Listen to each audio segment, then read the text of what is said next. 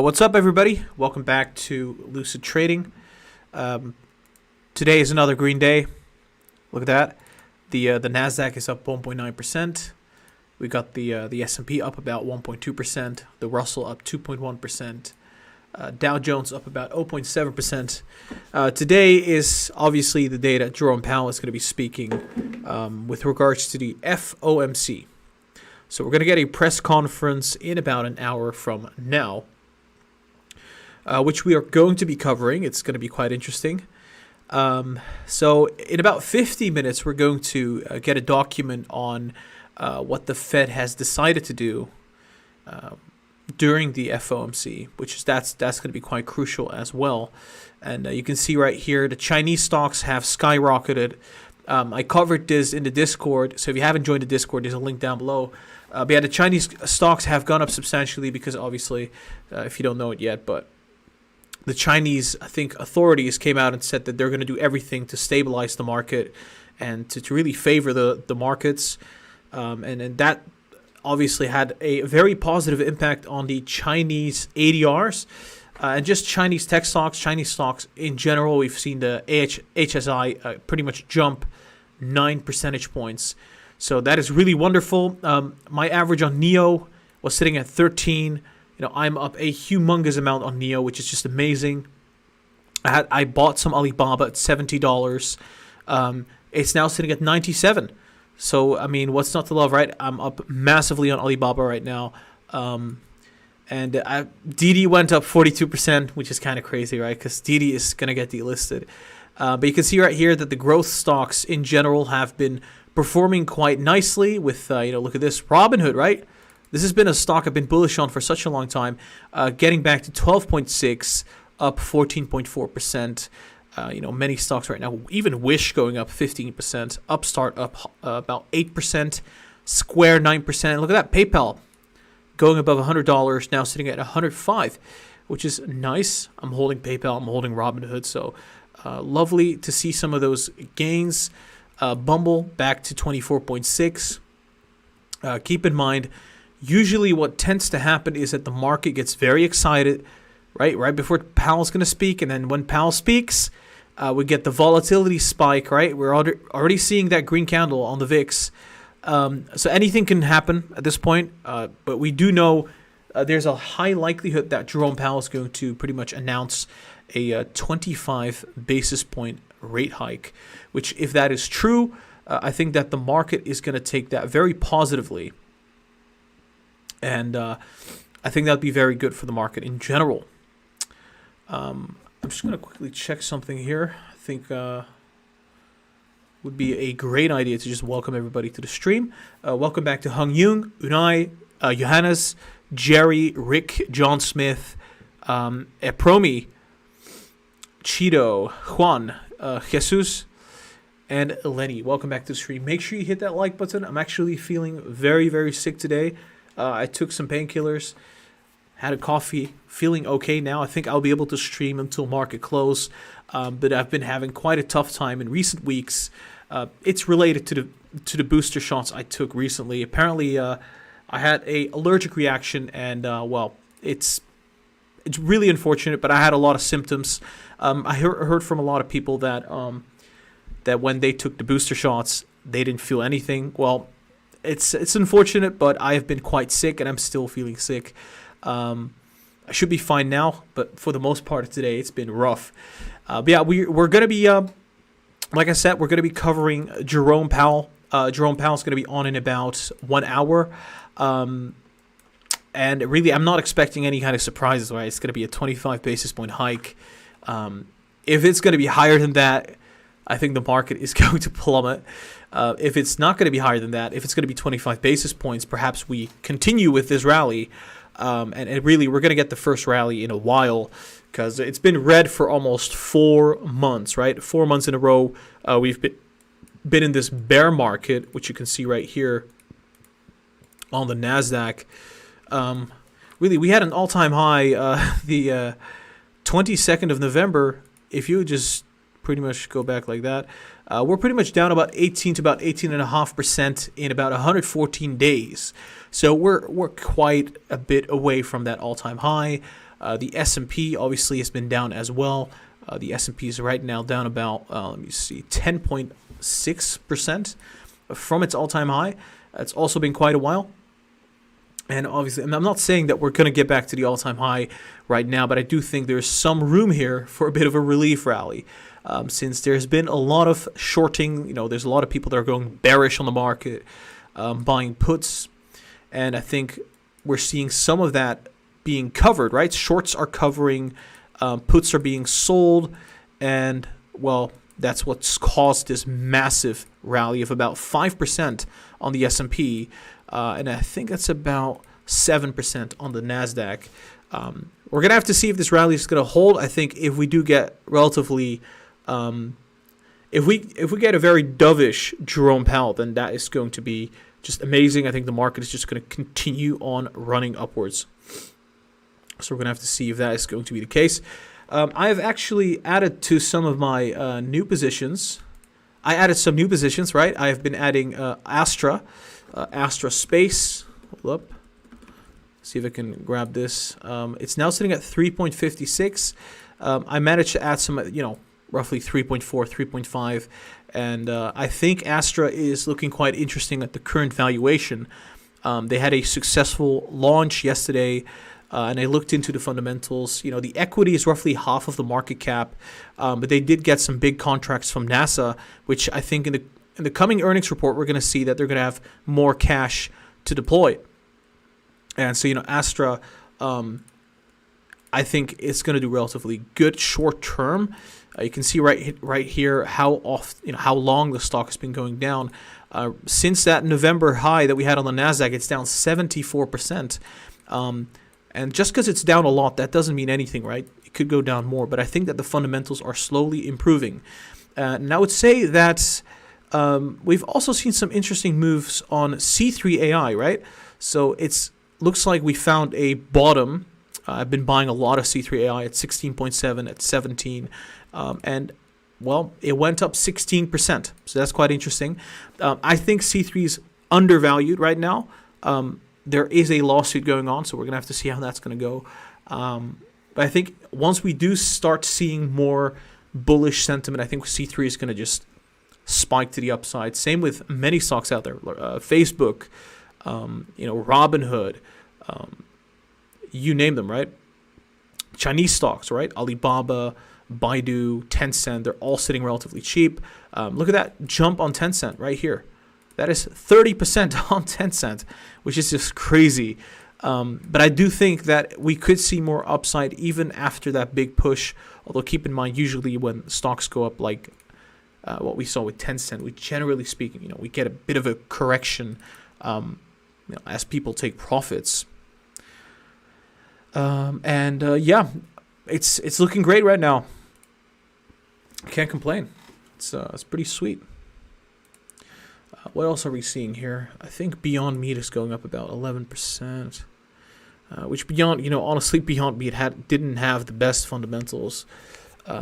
What's also interesting is if we go to Oatly, this has been a stock that so many people were bullish on. But yeah, Oatly has been getting wrecked. Like, oh my gosh, look at this. Yeah, and I was bullish on it back then. But yeah, the business fundamentals were not what people actually, what the business, let's just say, communicated. The fundamentals weren't that good. And so its stock just kept on falling and falling. It's sitting at a 2.8 billion market cap, annual earnings of 185 million, still burning money. So that's an interesting stock. Kind of reminds me of C3 AI in some sense with the way how the stock has gone down. I mean, that's crazy. In a way, C3 AI has just gone down much further, and it's kind of mesmerizing how much C3 has fallen. Let's see. Robinhood's still stuck at 12.5. We're kind of bottoming out. We're seeing a triple bottom on Robinhood, so I expect more upside to come from Robinhood. Yeah, so Robinhood is actually quite bullish right now. We're seeing higher lows, and not only that, we're seeing a triple bottom. From what I know, the fundamentals are improving. They're not getting worse. There's a big catalyst coming up during the middle and end of the year. So what's not to love about Robinhood right now, honestly? It hit like, I think, $10 again. Like, gosh, 10.2. Then managed to jump, I think that's about 20%, 22% from that bottom. It's really not going to matter if Jerome Powell is not going to be bullish, right? Or dovish. If Jerome Powell is going to be hawkish, everything is going to collapse again, and that would be quite painful. We'll see how he's going to communicate this to us.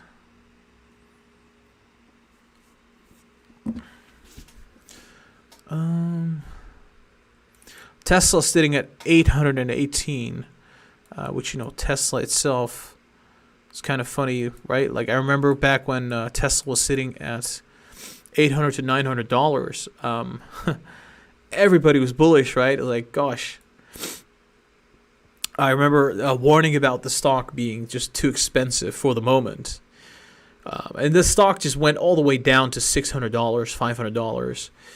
That was like the buying opportunity of a lifetime. Now sitting at $800, it's obviously looking cheap. I think Tesla has made big progress, right? A lot of progress. 2 gigafactories are going to be opening up, I think, in the coming days, coming weeks, and that's going to aid the company with regards to their production. Production capacity is going to go up substantially. There's a lot of demand for Teslas, and they really need to upgrade their production, and this is going to aid them substantially. So there is a chance they're going to be delivering somewhere between 1.7 to 2 million vehicles this year. If that is true, I mean, that's going to be insane with regards to their earnings. They're just pretty much going to double. Well, they're not going to double their earnings, but it's going to be close to that. It's going to be quite the move. C3 already coming back down from that bull trap. I mean, it's the whole market, right? The market is coming down a little bit right now, right before Jerome Powell is going to speak, which makes a lot of sense. Think about it, right? We see a lot of excitement, but then right before he speaks, people are a little cautious, right? That's a 1% downturn on the S&P right here. And look at the NASDAQ, right? Same story. I think it's 1.5%, 1.4%. So we're going to have to see, right? Markets are going to be cautious. It's all going to depend on what Jerome has to say. And I've said it before, I'm going to say it again. It's been 4 months. We've been 4 months in bearish territory. And from the all-time high, the NASDAQ is still down 18.5%. That's quite a lot. And the Russell, right, for the small caps, we can go back to that all-time high that we had at the beginning of November. And it's been about 128 days for the Russell. 19.3% down from that all-time high. So if you go back into history, you can look at how long it took for these bear markets to really complete and for the bull market to be revived again. Generally, it takes about 4 to 6 months.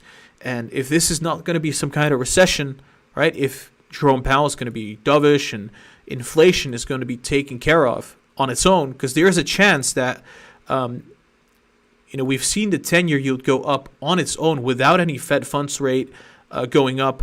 That has a tightening impact. We've seen oil go up substantially. That tightens as well. So it could be that consumers are going to be spending less on their own, and perhaps that would cause inflation to come down. But then the problem, obviously, is when consumers spend less, that could cause lower growth, and that could cause a recession. So it's just going to be like we need to be in that Goldilocks zone where the consumer is spending less, but they're not spending way less, right? Like just a little bit, enough for that inflation to cool off. And if that doesn't work, I think obviously very high probability, very, very, very high chance that Jerome Powell is going to be hiking up like super aggressively to bring down inflation. But yeah, we're not there yet, right? We're not there yet. This is going to be the first rate hike, perhaps of many to come. Overbought conditions on the Nasdaq need to cool down before going up. Yeah, well, yeah. Stocks don't only go up, right? You can't have the index go up in a straight line. We're gonna hit resistances. People want to take some profits. We have a catalyst coming up, which is going to be that speech, that press conference when Jerome Powell is going to be speaking. That is going to have a big impact, and you're going to see some of that.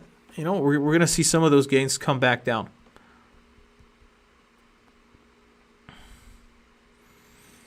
What is really kind of mind-numbing right now is that Astra, they had a successful space launch launch. They're only up 1.7%. That is a little confusing. I don't understand why. But we do have earnings coming up on the 17th. So it's kind of confusing as to why this stock is just not able to move. But I did buy some of this stock recently. I'm not expecting a whole lot, But it would be nice to see some gains. What else is happening? NEO sitting at 17.7. Lucid. What's happening with Lucid? I think Lucid is just still expensive. Way too expensive. 38 billion market cap. I prefer getting some NEO. NEO right here showing it's sitting at is that really true? Is it sitting at a 23 billion market cap?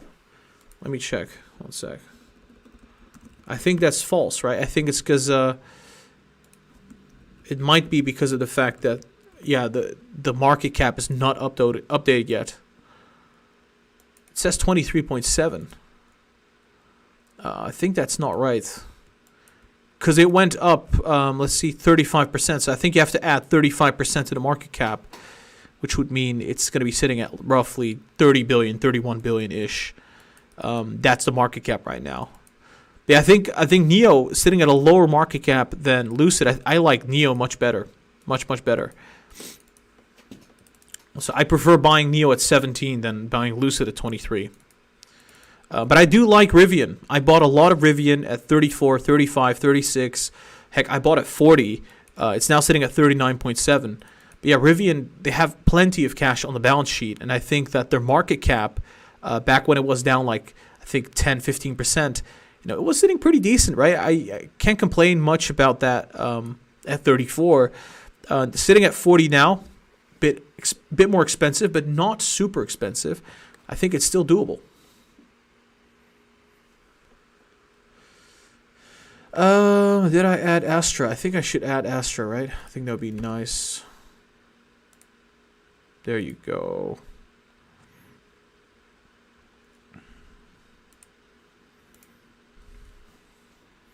One more hour until Powell is going to speak. Yeah, Powell is going to be speaking in about 1 hour. We're going to get a press release in 30 minutes on the decision of the Fed. So we're going to get that in roughly 30 minutes. I'll try to find that and read that out loud, see what the Fed is going to be doing here. I think it's pretty obvious, right? Jerome Powell recently, he has told us quite clearly, like very transparent, that they're going to raise rates by 25 basis points unless inflation was to exceed the expectations. Now, we know that the expectations were not exceeded, right? We do know that it came slightly below expectations, which I think is enough reason for the Fed to just stick with the 25 basis point hike. And really, that's my expectation, right? If Jerome Powell goes for the 50 basis point hike, I expect the market to fall so rapidly, you don't even know. I don't think that the market is ready for a 50 basis point hike.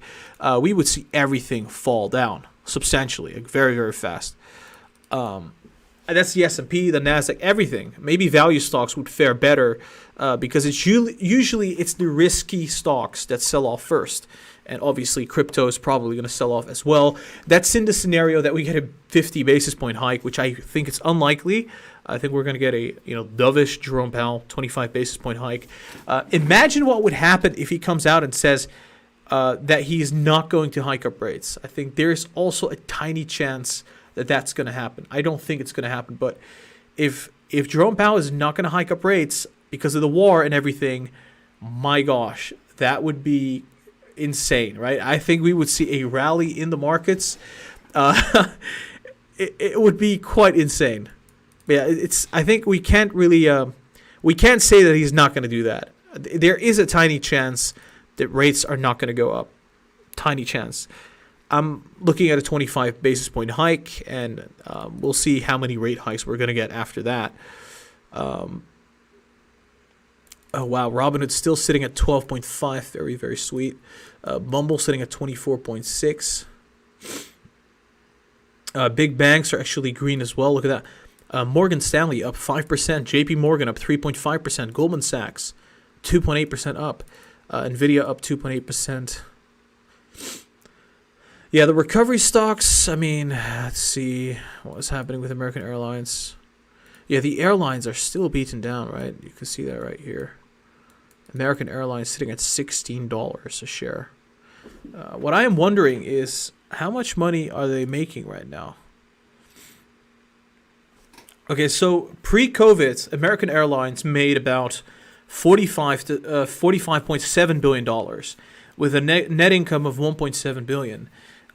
They're making about $9.4 billion right now. That's kind of during the winter. We're going to get spring coming up for the airlines. I have a gut feeling that we're going to see higher revenues. We're going to see higher margins and everything. I think everything is going to look much, much better as we head into spring and the summer. That is going to have such a positive influence on the airlines because obviously we're getting out of COVID. So I am actually quite bullish on the airlines right now. Hilton is getting close to the all-time highs again. Carnival Cruise Lines, obviously. Let me check how much they're making. Yeah, they're still struggling. Carnival Cruise Lines, look at that. Look how much money they're burning. Oh my God. Yeah, this thing is just not holding on. It is tough. The cruise lines are getting destroyed. Yeah, I think that gas prices are not going to stay high forever as well. So I think American Airlines, the airlines in general, I think there's a lot of room there for a recovery. We're sitting at levels that we had seen in 2013. That is just crazy. Wow. Yeah, I mean, obviously, American Airlines has taken on some debt. They had, most airlines did in order to survive because, the COVID restrictions, the lockdowns, and everything, they've had such a big impact, quite a negative impact. But we're now going to see them prosper. Let's just say the coming quarters, there's going to be a lot of demand for tickets. There's going to be a lot of travel. And I do believe that American Airlines right now, how much is it sitting from its all-time high right now? It's like ridiculous, like 72%. That is just crazy. That makes no sense to me. I think we're going to see a recovery into, let's just say, the summer, end of the summer. Next earnings is going to be about the 27th of April. I think they're probably going to crush it, but that's just my opinion. We'll have to see. I think I might just buy some of that right now. Although I can see right here that it's already gone up 30%, but that's not a big problem. I don't think it's the biggest of problems, given the fact that, it's still sitting quite low. I think this has to do with the fact that when, we had the oil prices going up substantially, but sitting at 16, I think I'll just buy like $500 worth of American Airlines at 16.1. Okay. It's about 30 shares.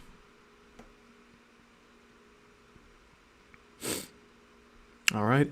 Yeah, unless we're going to get another big oil spike or price spike for oil here, crude oil. I think we're going to be fine, right? Oil spiked up substantially, came back down. MACD crossed. It might consolidate at this level, though, at 95, which would be still kind of problematic because that's quite a high price. But yeah, why not go KLM? Yeah, that's interesting. I haven't checked KLM. I don't usually check European stocks, but Air France KLM.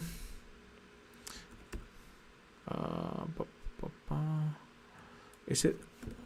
Where is it listed?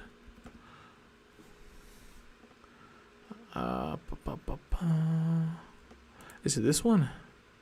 No freaking way. No, I don't think that's it, right?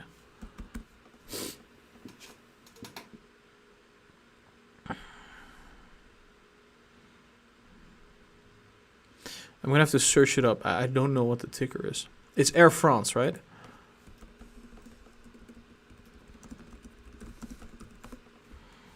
Let me check. EPA AF.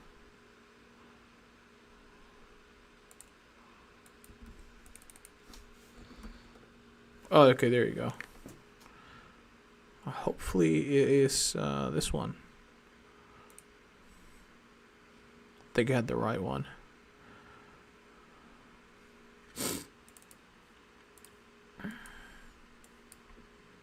Yeah, there you go. Yeah, well. Yeah, that's crazy. The airlines are in such a tough position right now. Yeah, so annually they were making about 27 billion. Right now they're making 4.8 billion. So they're not at the levels that we had seen. That much we know. But I think what's going to happen in the coming quarters is we're going to see air travel substantially pick up, right? So I think there's a high chance that the revenues are still going to keep on going up in spring, during the summer. There's going to be much more demand, pretty much.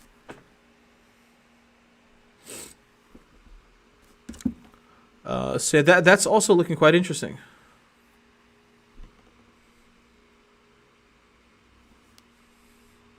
I might actually make an investment here because it's just sitting so low. But I would have to check the balance sheet. I have checked the balance sheet for American Airlines, but I haven't checked the balance sheet for KLM. So I'm probably going to have to look at this later. That looks interesting, though. If they have plenty of cash or they don't have too much debt, could be an interesting play for the summer and even after the summer. As we're going to see air travel or airline travel get back to normal. And that's the key word, right? Things are going to get back to normal. People are going to start traveling again, and we're just gonna have to see how that's going to play out. C3, my gosh, I can't believe it. How is this stock still sitting at 18.6, 18.7? You know, it was sitting at 17, 16. Like, wow, such a bargain. Like beneath 20, it's being shorted to the ground, so that's why it's going down so much, but.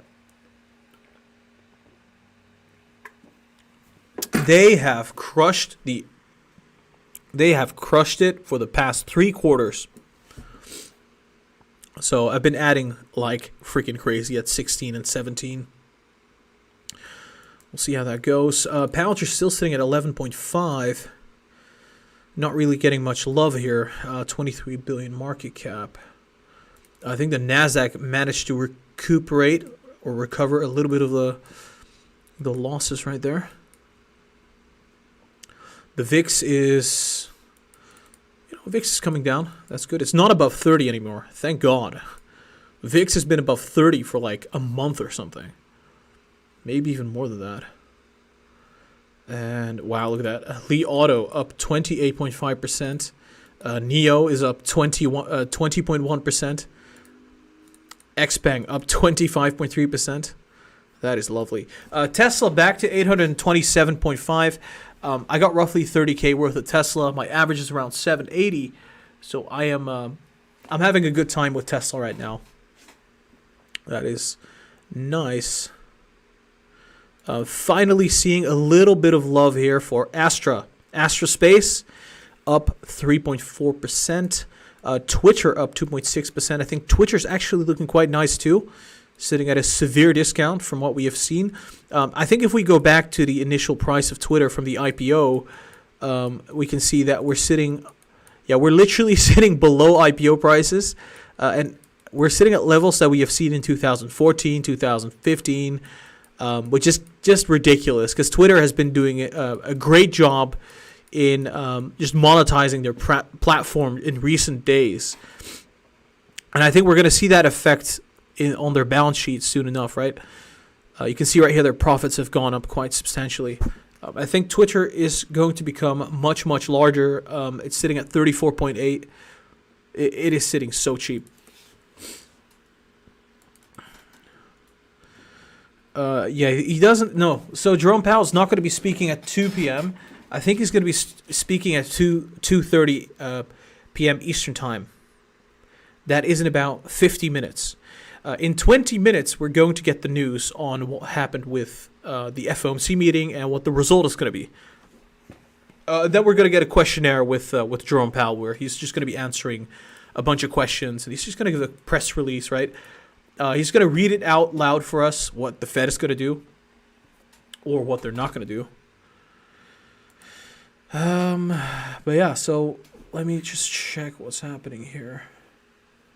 Facebook is struggling to go above $200. Oh boy, that is not good. It's sitting at 199.7. I always wondered why, when you're so bullish in EV stocks, don't you ever get into German car manufacturers? The reason I don't do that is because the German car manufacturers have a lot of debt, right? So it's a very old business, right? Volkswagen and others, they have been in this business for so long, in the automobile business, right? They have accrued so much debt. And I don't like that. I prefer to buy companies with relatively low debt, very high growth rate, and at relatively cheap prices. And I think Volkswagen, it's just not... And then you have the risk of like Volkswagen potentially going bankrupt, which I think is really possible with this EV shift.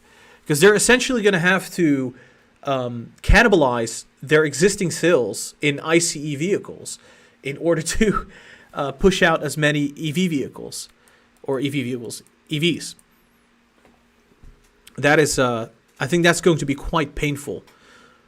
And Tesla doesn't have to do that, right? Tesla doesn't have that much debt. They have a lot of cash. They're growing fast. They don't have ICE vehicles that they're producing. They're not producing ICE vehicles. And they have that. That's just a big advantage. I think the same thing goes for NIO. The same thing goes for XPeng. The same thing is going to be true for Rivian, and, Lucid. But I think Lucid is just too expensive. They're burning so much money as well. And they don't have that much money on the balance sheet either.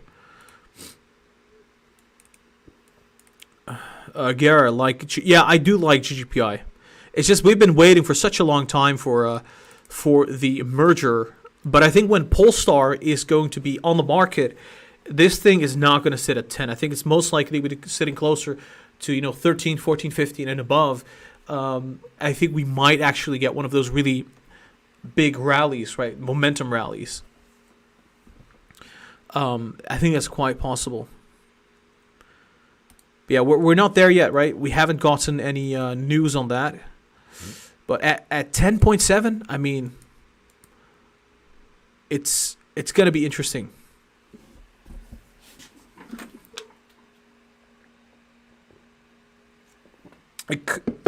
It kind of reminds me of what happened with Lucid.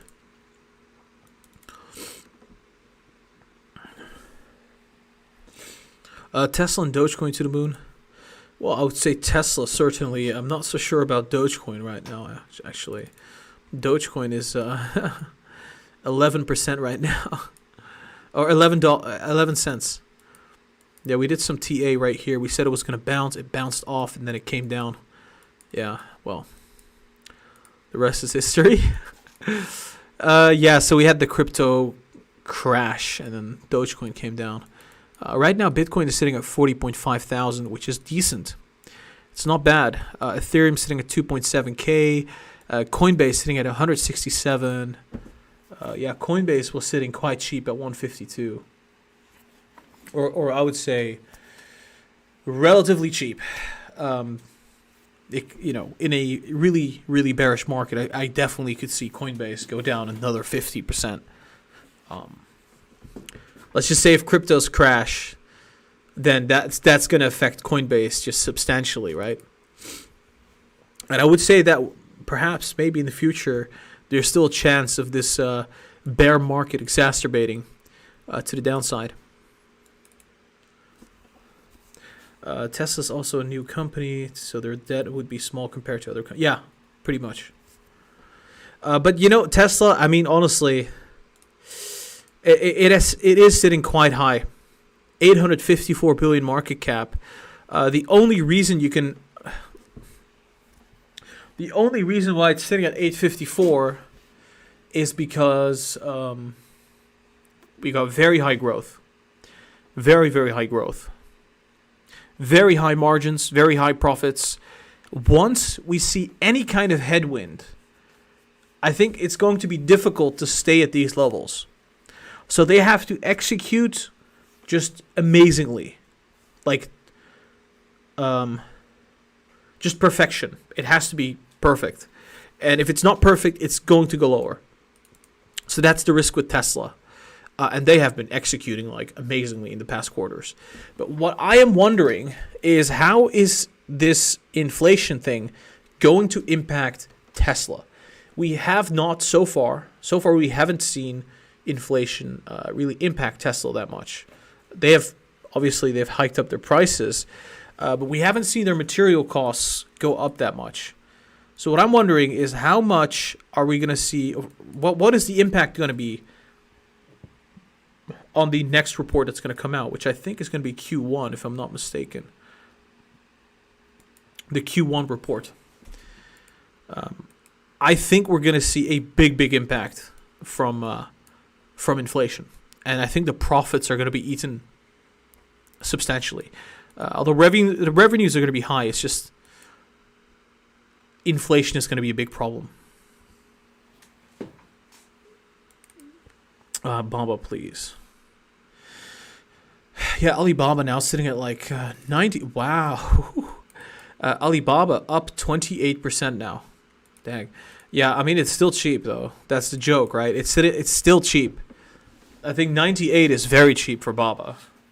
I thought 70 was crazy cheap. But I think 98, I mean, that is just ridiculous. So, yeah, Baba sitting at 98.4. I still think it's reasonable. We might get short-term corrections, just given the fact that we've seen the stock go up so much in such a short time period. This is usually not sustainable. But if you look at like Tencent, look at that. Just a straight line upwards on Tencent. 26% up on Tencent. You can keep on going, right? There's many Chinese stocks that have behaved in a similar fashion. Astra is receiving more love now. Astra Space going up 4.6%. Very happy with that, because I recently bought into Astra. You can see right here, this is the chart. There's been a lot of downside, but to me, in my opinion, if we do get good news and if this company is going to perform, there's going to be a lot of upside. So I am anticipating that here. Let's see. And what else are we seeing here? Yeah, S&P is pulling back. We got the NASDAQ is pulling back a little bit.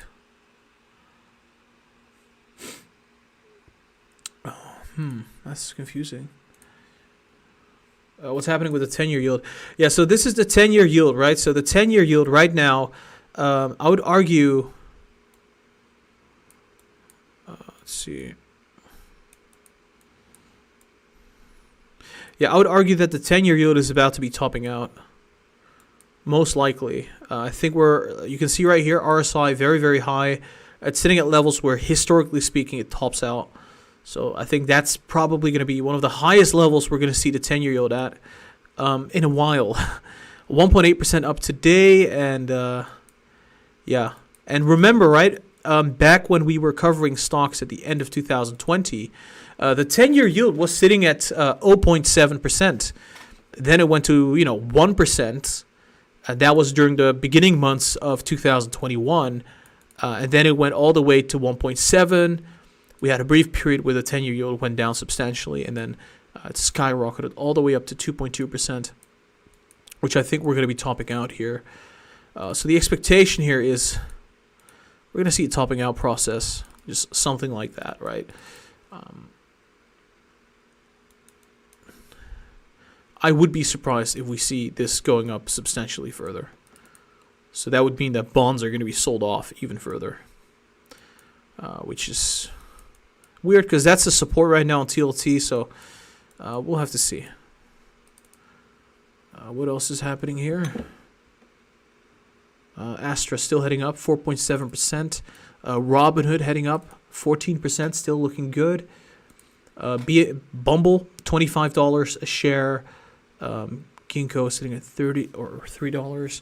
Chevron, right? So one of the stocks that I was bearish on, you can see why I was bearish on Chevron. So I drew this trend line, and it started in 1993. You can see how consistent it's been. It goes to 1999, then it goes all the way to the financial crisis. It goes to 2014, and then you can see last time it hit, that was recently, just about a week ago, it hit 174 on Chevron. So I had short positions on Chevron starting at 158, and then I kept on getting, I got more and more positions short on Chevron in anticipation of a downturn in crude oil. And, it went to 165, 170, and I really just kept on shorting it. And, well, you see, it hit the resistance, it pulled back, and I expect this pullback to continue. You can see right here, MACD is about to breach, unless we see a spike again because of the war that's happening with Russia and Ukraine. I think that Chevron is probably going to be trending downwards for the coming weeks. So that was quite the nice play on Chevron. To anybody that says that technical analysis is not useful, look at this chart. This has been one of the juiciest charts I have ever seen. It's so consistent. Like, it goes back decades. This is the monthly chart. It goes back decades. You can see right here the RSI got overbought, completely overbought. It hit that level on the resistance perfectly, almost perfectly, and then it pulled back. So technical analysis can be quite useful.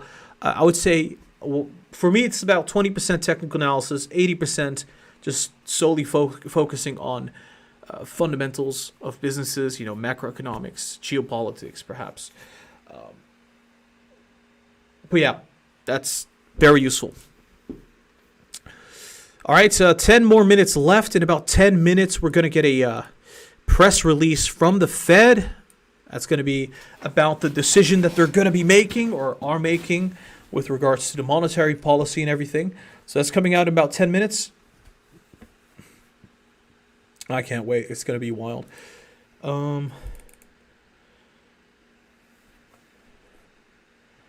Yeah.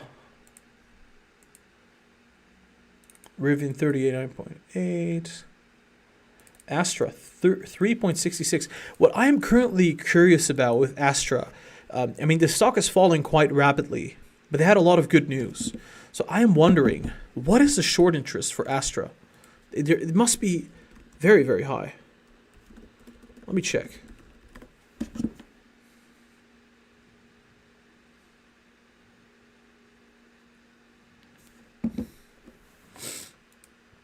I'm just checking it right now. Wow, 23%.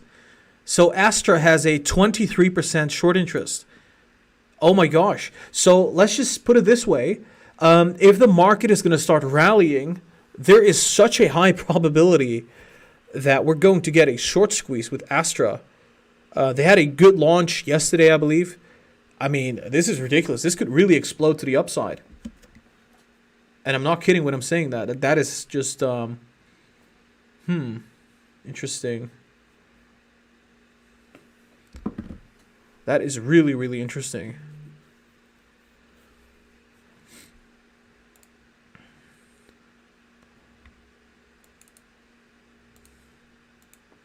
All right, we got 8 more minutes left until the press release comes out.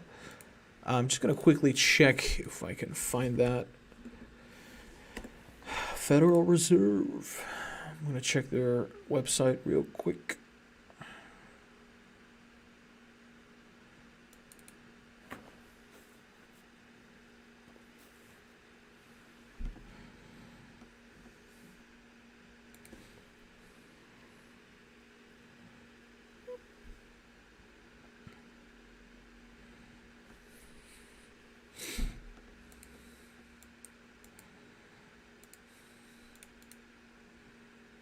I'm just gonna quickly. There we go. Yeah, so 7 minutes left until we get the press release, and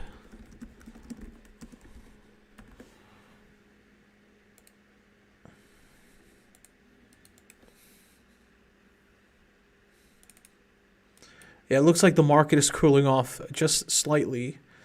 But yeah, so like I said before, if we get a dovish Fed, stocks are going to go up. If the Fed is going to be hawkish, everything is going to sell off like massively.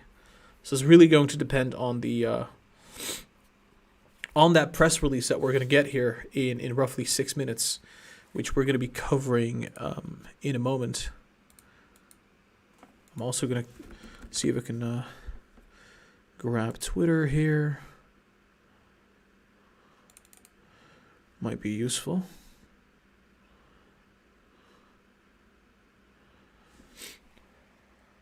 The FOMC rate decision is, yeah, that's going to be in 6 minutes.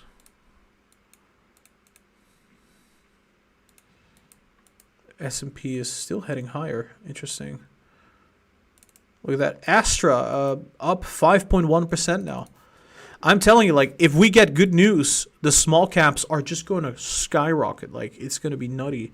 It's something that we will not see very often in the coming time. But I think if we get a dovish Fed, stocks like Astra, Virgin Galactic, the Robinhood, Bumble, SoFi, they're all going to go up much further. That's my expectation.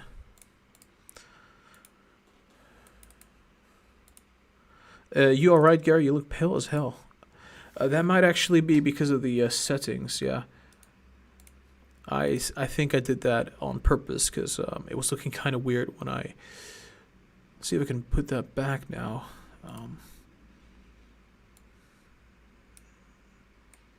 There you go. I think that's good. Yeah, last time I think my face was like completely red. Because it's filtering out the green screen here, so that's that's having an impact on the video quality. All right, 5 more minutes left. Oh my God. I am just, I don't know.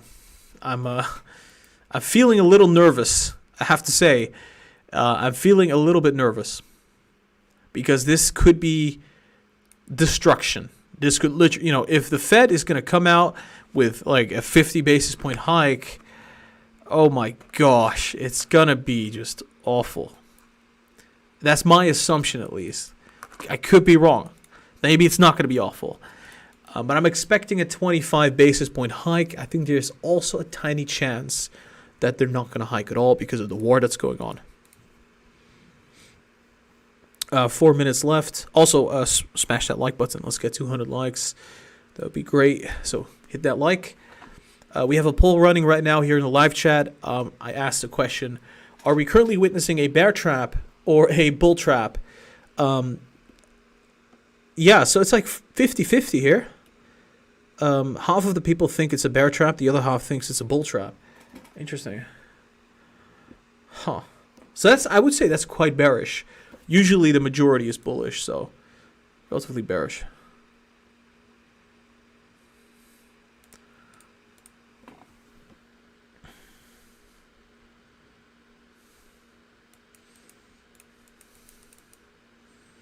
One second.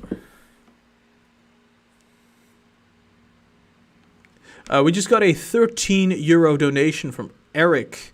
Thank you so much, Eric. Let me just quickly check what you said. We got 3 more minutes, by the way, until the press release.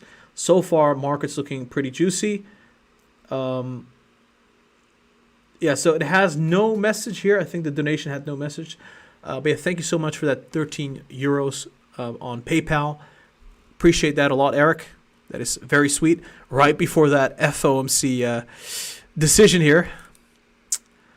Let's see how that's going to go. Astra still green, right? 5.1%. Still looking green everywhere.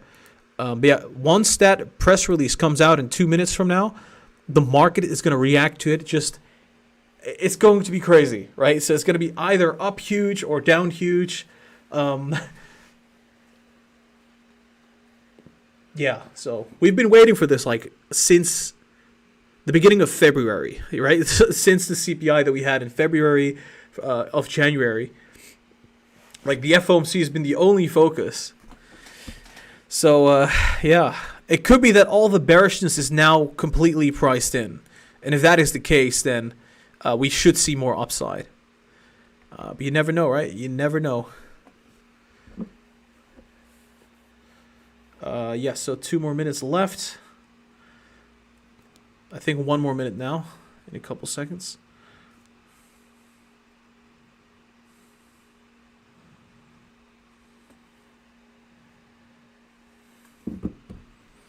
Oh, man. Oh, boy. 1 more minute till the press release. In about 13 minutes from now, we're going to see Jerome Powell speak. And that's when we get the questionnaire. Let's just go to the 1 minute chart here for the S&P. 1 minute left. I'm going to switch screen now.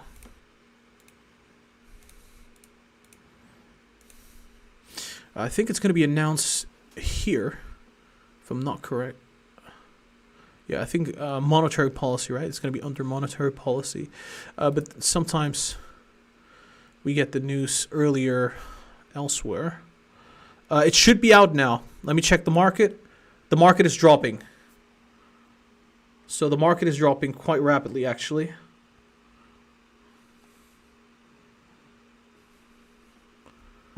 Hold up. I'm trying to find the actual, the service is unavailable. Okay, why is the service unavailable? That's confusing.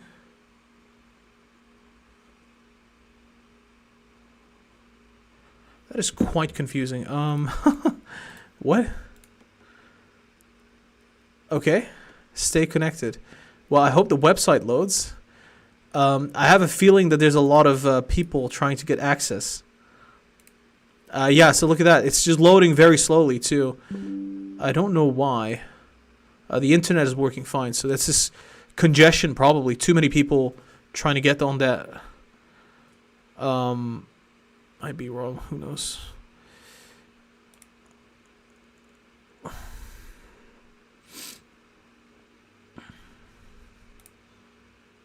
It should be out here, right?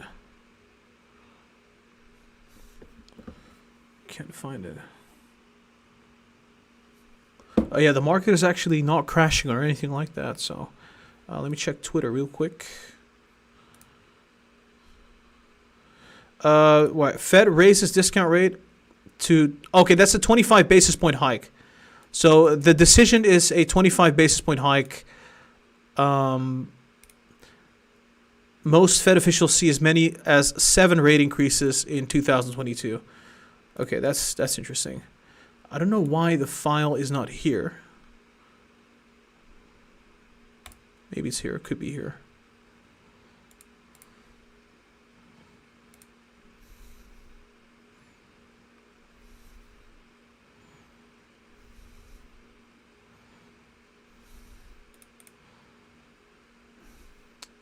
So annoying. Nothing here.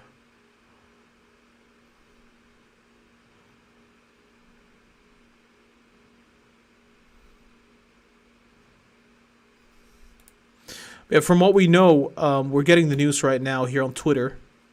Fed officials see inflation of 4.3% at the end of 2022, 2.7% for 2023. Fed officials see core inflation of 4.1% at the end of 2022, 2.6% for 2023. So we're seeing inflation coming down in the coming years. That is really good, right? So that's the Fed is just saying like, yo, inflation is going to come down on its own. So Fed projects 7 hikes. Bad news. There goes the rally. Yeah, well, 7 hikes is quite a lot, yeah. Some people were expecting 3 to 4 hikes, and 7 is going to be, that's quite a bit. Well, we're seeing the markets pull back now.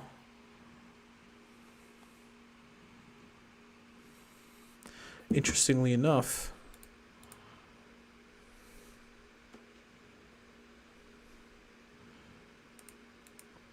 One sec. There you go. See if there's any other news. Federal Open Market Committee statement. Where was it? I couldn't find it, right? So I thought it was at press releases here. So let me check. Yeah, the site is so buggy right now. So much congestion. All right, so let's just read what's written here.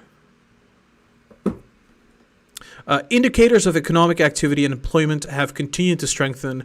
Job gains have been strong in recent months, and the unemployment rate has declined substantially. Inflation remains elevated, reflecting supply and demand imbalances related to the pandemic, higher energy prices, and broader price pressures. The invasion of Ukraine by Russia is causing tremendous human and economic hardship. The implications for the U.S. economy are highly uncertain. But in the near term, the invasion and related events are likely to create additional upward pressure on inflation and weigh on the economic activity. The committee seeks to achieve maximum employment and inflation at the rate of 2% over the longer run. With appropriate firming in the stance of monetary policy, the committee expects inflation to run to its 2% objective and the labor market to remain strong. In support of these goals, the committee decided to raise the target range for the federal funds rate to 1/4 to 0.5%, and so from 1/4 to 0.5%, and anticipates that ongoing increases in the target range will be appropriate. In addition, the committee expects to begin reducing its holdings of treasuries securities and agency debt and agency mortgage-backed securities at a coming meeting. In assessing the appropriate stance of monetary policy, the committee will continue to monitor the implications of incoming information for the economic outlook. The committee would be prepared to adjust the stance of monetary policy as appropriate if risks emerge that could impede the attainment of the committee's goals. The committee's assessments will take into account a wide range of information, including readings on public health, labor market conditions, inflation pressures and inflation expectations, and financial and international developments. So, right, so we're going to get rate hikes in the future, and also, 7, that's the expectation, and, a 25 basis point hike, which, interestingly enough,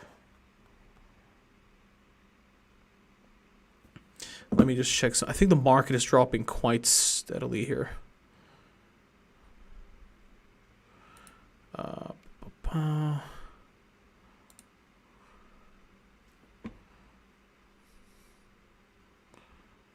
Oh, this is the dot plot, right? Okay. Okay, let's see. Give me 1 second here. So yeah, they're still expecting temporary inflation. Where do we start? Let's just start with the dot plot, right?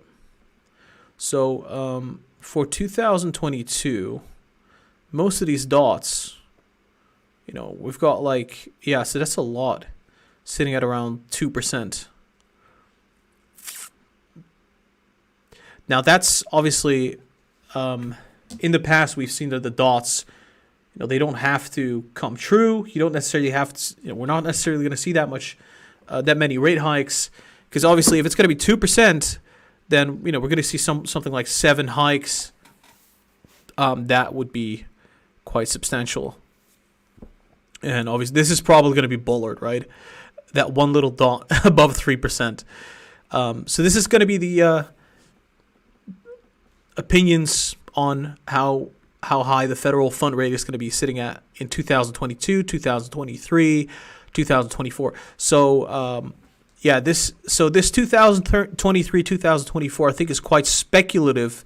We're not seeing a lot of these dots on the same line, although it's kind of like around 2.25%, 2.5% in 2023, And in 2024, I think, well, that's going to be 2 years out, right? So we don't know how this is going to develop, but I think there's a high probability that we're going to see 7 rate hikes in 2022. All right, let me just quickly get back to the chart for a second. I want to see how the market actually responded to this. One moment. I think the market just dumped about 1% or something, like 0.5% dump. 1 sec, there you go. And it's still going down. One moment.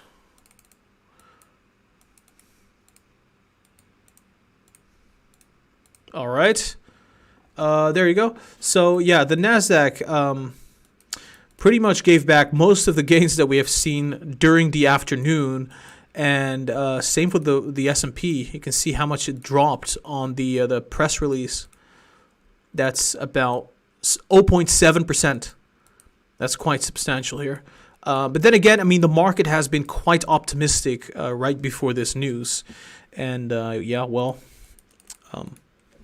if the market jumps 7% to 5%, I mean, you're going to need some really, really good news for this rally to sustain itself. But yeah, so far so good. We're seeing more and more selling now. Some of the stocks going red. And I think Chinese stocks are relatively unscathed from what I'm seeing. Yeah. It's actually not that bad so far. What is going red? It's the value stocks are going red right now. The staples. Chinese stocks are still sitting quite high. Growth stocks are still green. We're not seeing them go red, but we're seeing some of the gains pretty much withering away right now. A little bit of profit taking. And then in 20 minutes from now, Jerome Powell is going to be speaking. He's just pretty much going to give us the briefing on the press release that we just read out.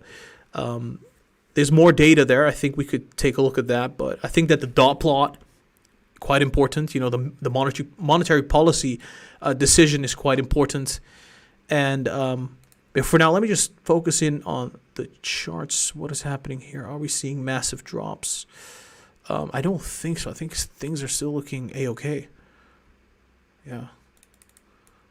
Although the selling continues. The selling continues. That much we know.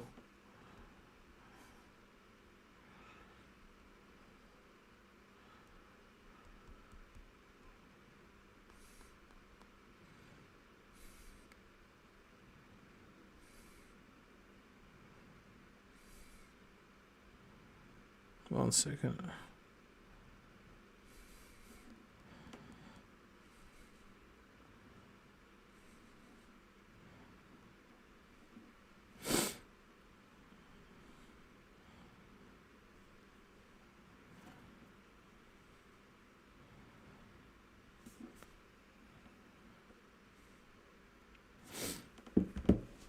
Okay, so the NASDAQ is literally just in about 11 minutes, it went down 1.5%. So that's quite a lot, actually. We're seeing it continue as the market is reacting to the monetary policy. Yeah, that's 1.5%, by the way. That's quite a bit. The S&P, 1%. So still green. We'll see how Jerome Powell is going to do. The VIX spiked upwards. Right, so I did expect the VIX to spike, obviously, because usually the VIX does spike when Jerome Powell is about to be speaking here for the FOMC.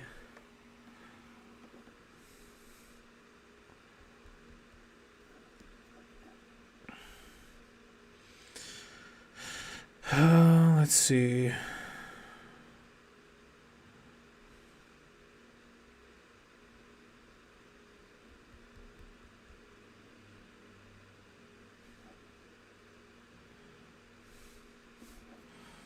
Yeah, VIX is still spiking, sitting at 29.2, getting closer to that 30 level, which is interesting.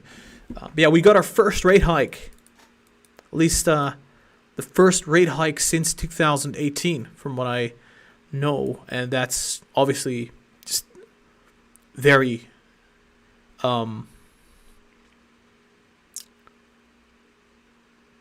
it's a special moment, right? We don't see rate hikes very, very often, and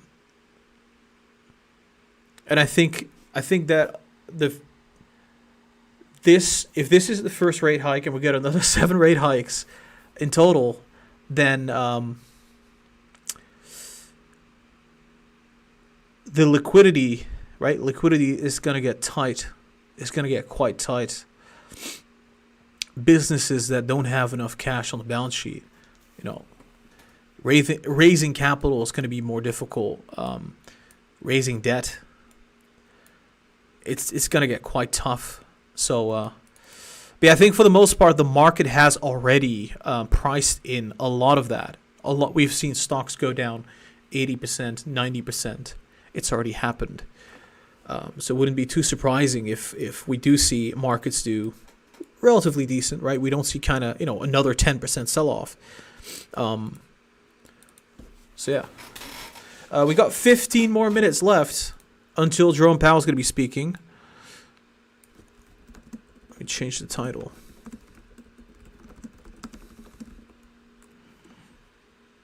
There we go. Yeah, I think it's quite excessive. I mean, we're now down 1.6, 1.7% from that top on the NASDAQ.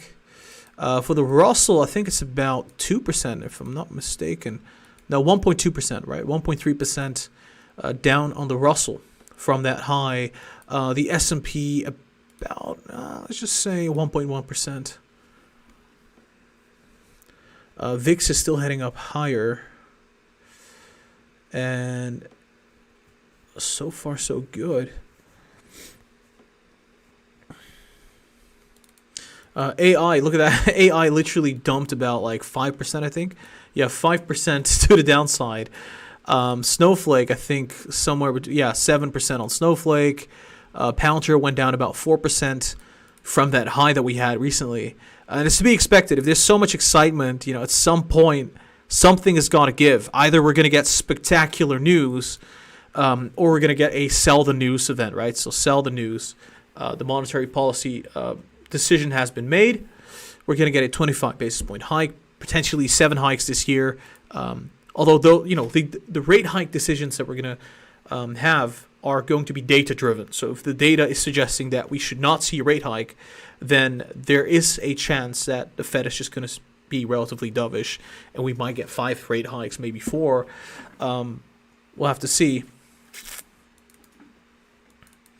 GDP 2.1% growth. Yeah, I think it would be a nice idea to just take a look at the charts now, shouldn't we? Let me take a look.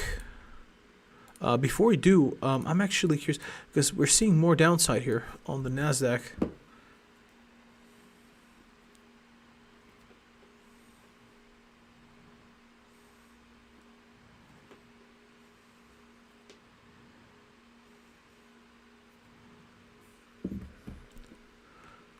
Are we going to bottom here?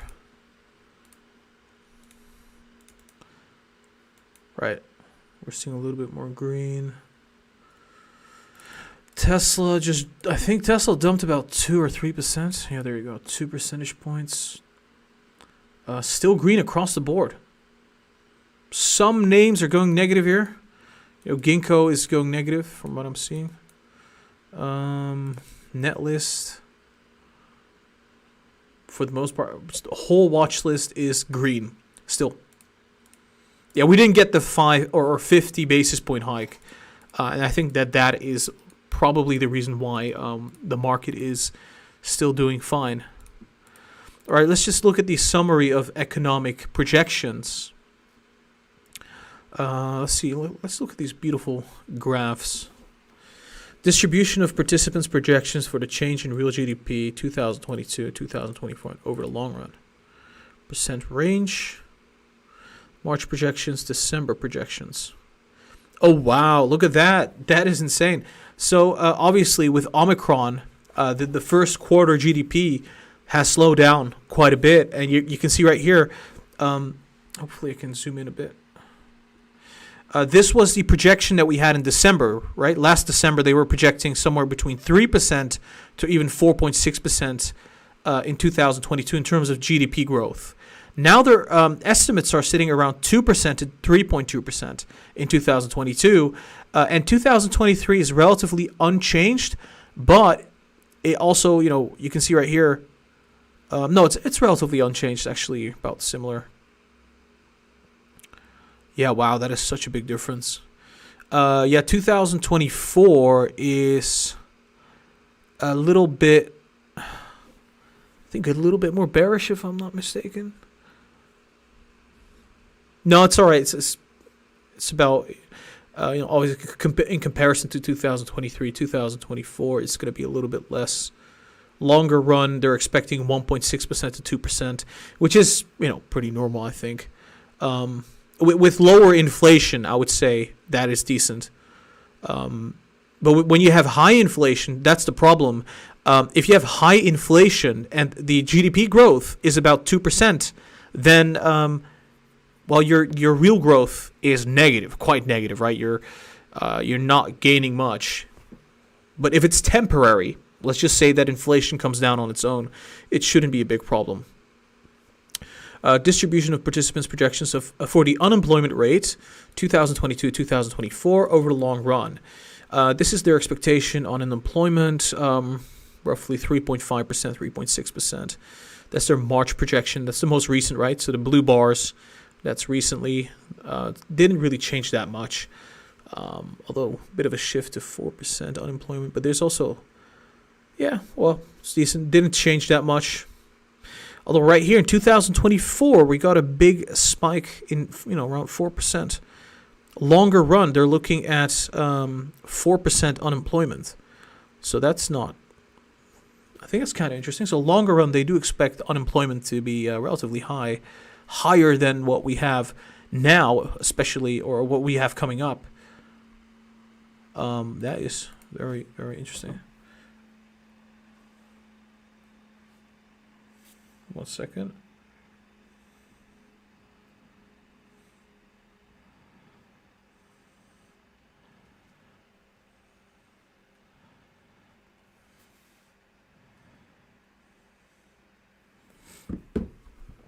And okay, so the distribution of participants' projections for PCE inflation, 2022-2024, obviously increased significantly because of what's happening with Russia and Ukraine. So that does make sense. By the way, in about 9 minutes, Jerome Powell is going to be speaking. We're going to be covering that. And you can see right here, 2023 is a little bit higher. 2024 a little bit higher. So just across the board, PCE inflation is going to be higher. That's what their expectation is going to be, which is a big change, right? We went from 1.7 to 3.1 to from that to 3.7 to 5.5. Very big difference. Quite staggering. Participants of core PCE participants projections for core PCE inflation, 2022. 3.5, 4.5. So they're already expecting higher inflation. Wow. Interesting. It's quite different from what they said last year, right? Transitory inflation and everything. It's been distributions of the participant judgments of the midpoint of the appropriate target range for the federal funds rate, or the appropriate target level for the federal funds rate, 2020. Okay, so, wow. Yeah, well, there you go. 2022, they were expecting the Fed funds rate to be sitting around 0.88, 1.37. Now they're expecting probably around 2%. Some even saying 3%. Well, that's probably, bullard. So the expectation is around 2, I think. So that's like 7 rate hikes, 7 25 basis point rate hikes. 2023. They're expecting it to be around, let's just say, 2.5, maybe even 3, which would mean we would get like several rate hikes in 2023. But then from 2024 onwards, it's roughly the same. I think they're going to cut rates as soon as that is needed. And I think it's going to be needed, right? I don't think that the economy could sustain these higher rates for a prolonged period of time. I think that's just unlikely. Gara, on the report, do you see any fears of recession? What I am seeing is the Fed funds rate is going to go up quite a bit. These are levels where, historically speaking, the economy had a big troubles dealing with this. So this could, theoretically speaking, put the economy into recession 6 months to a year from now.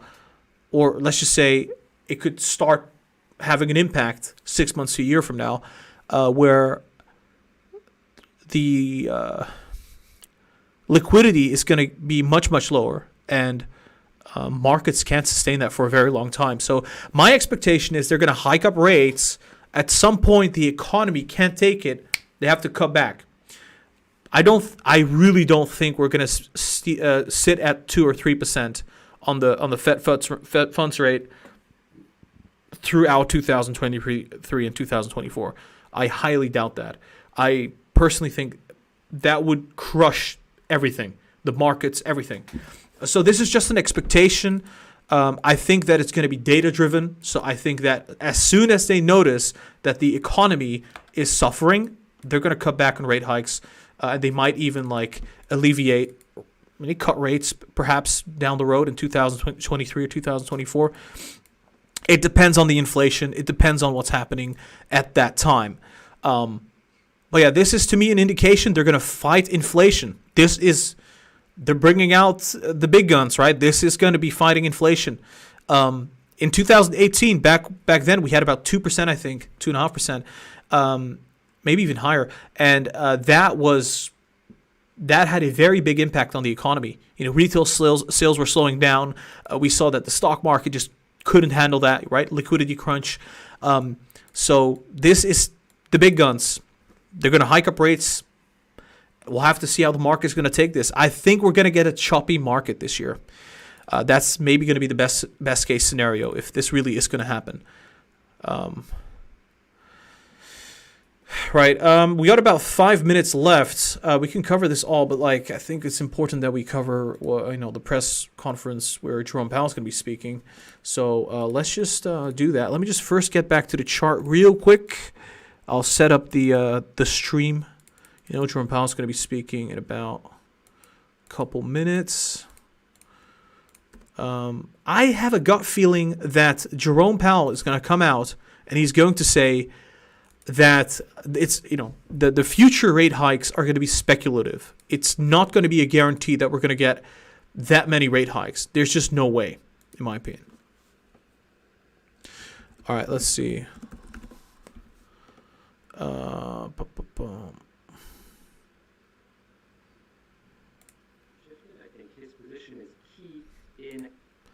All right, can we find...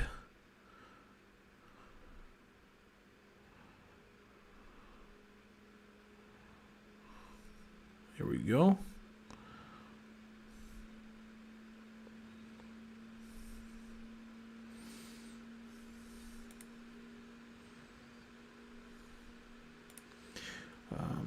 Looking for the link right now. Can't find it on the Fed webpage.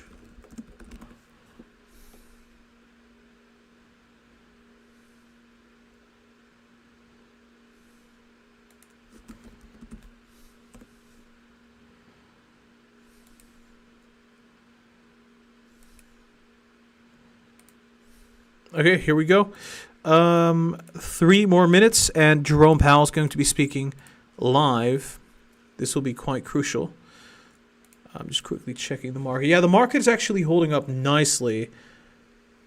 Can't complain.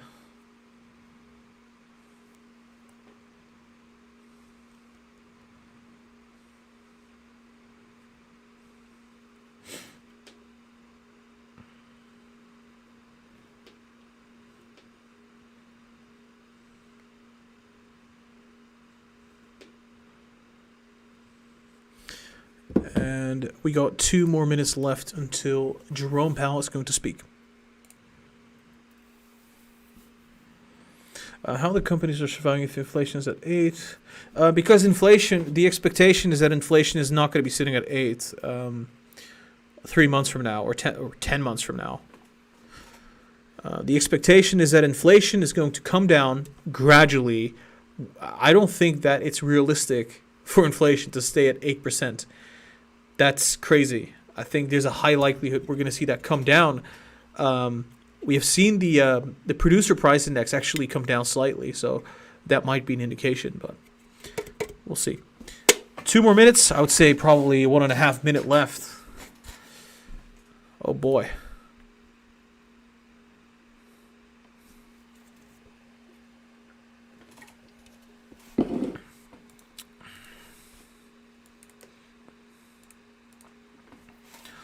One minute. 1 minute till Jerome speaks.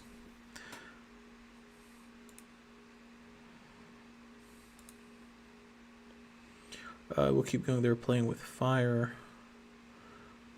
We'll see. Gara, on the report, do you see any fear of recession? I think we already answered that.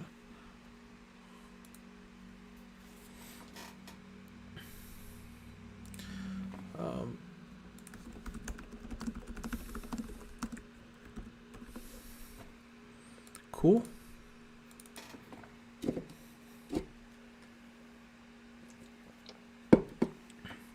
Let's refresh.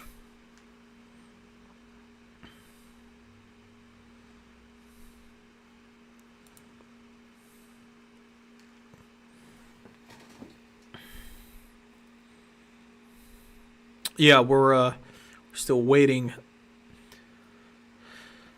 I think hasn't started yet.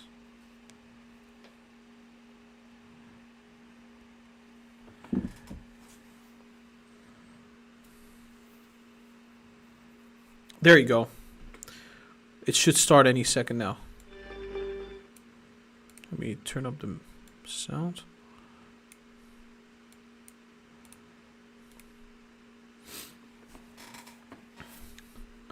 (2:30 p.m. Eastern Time). That's right now, so it should start any second.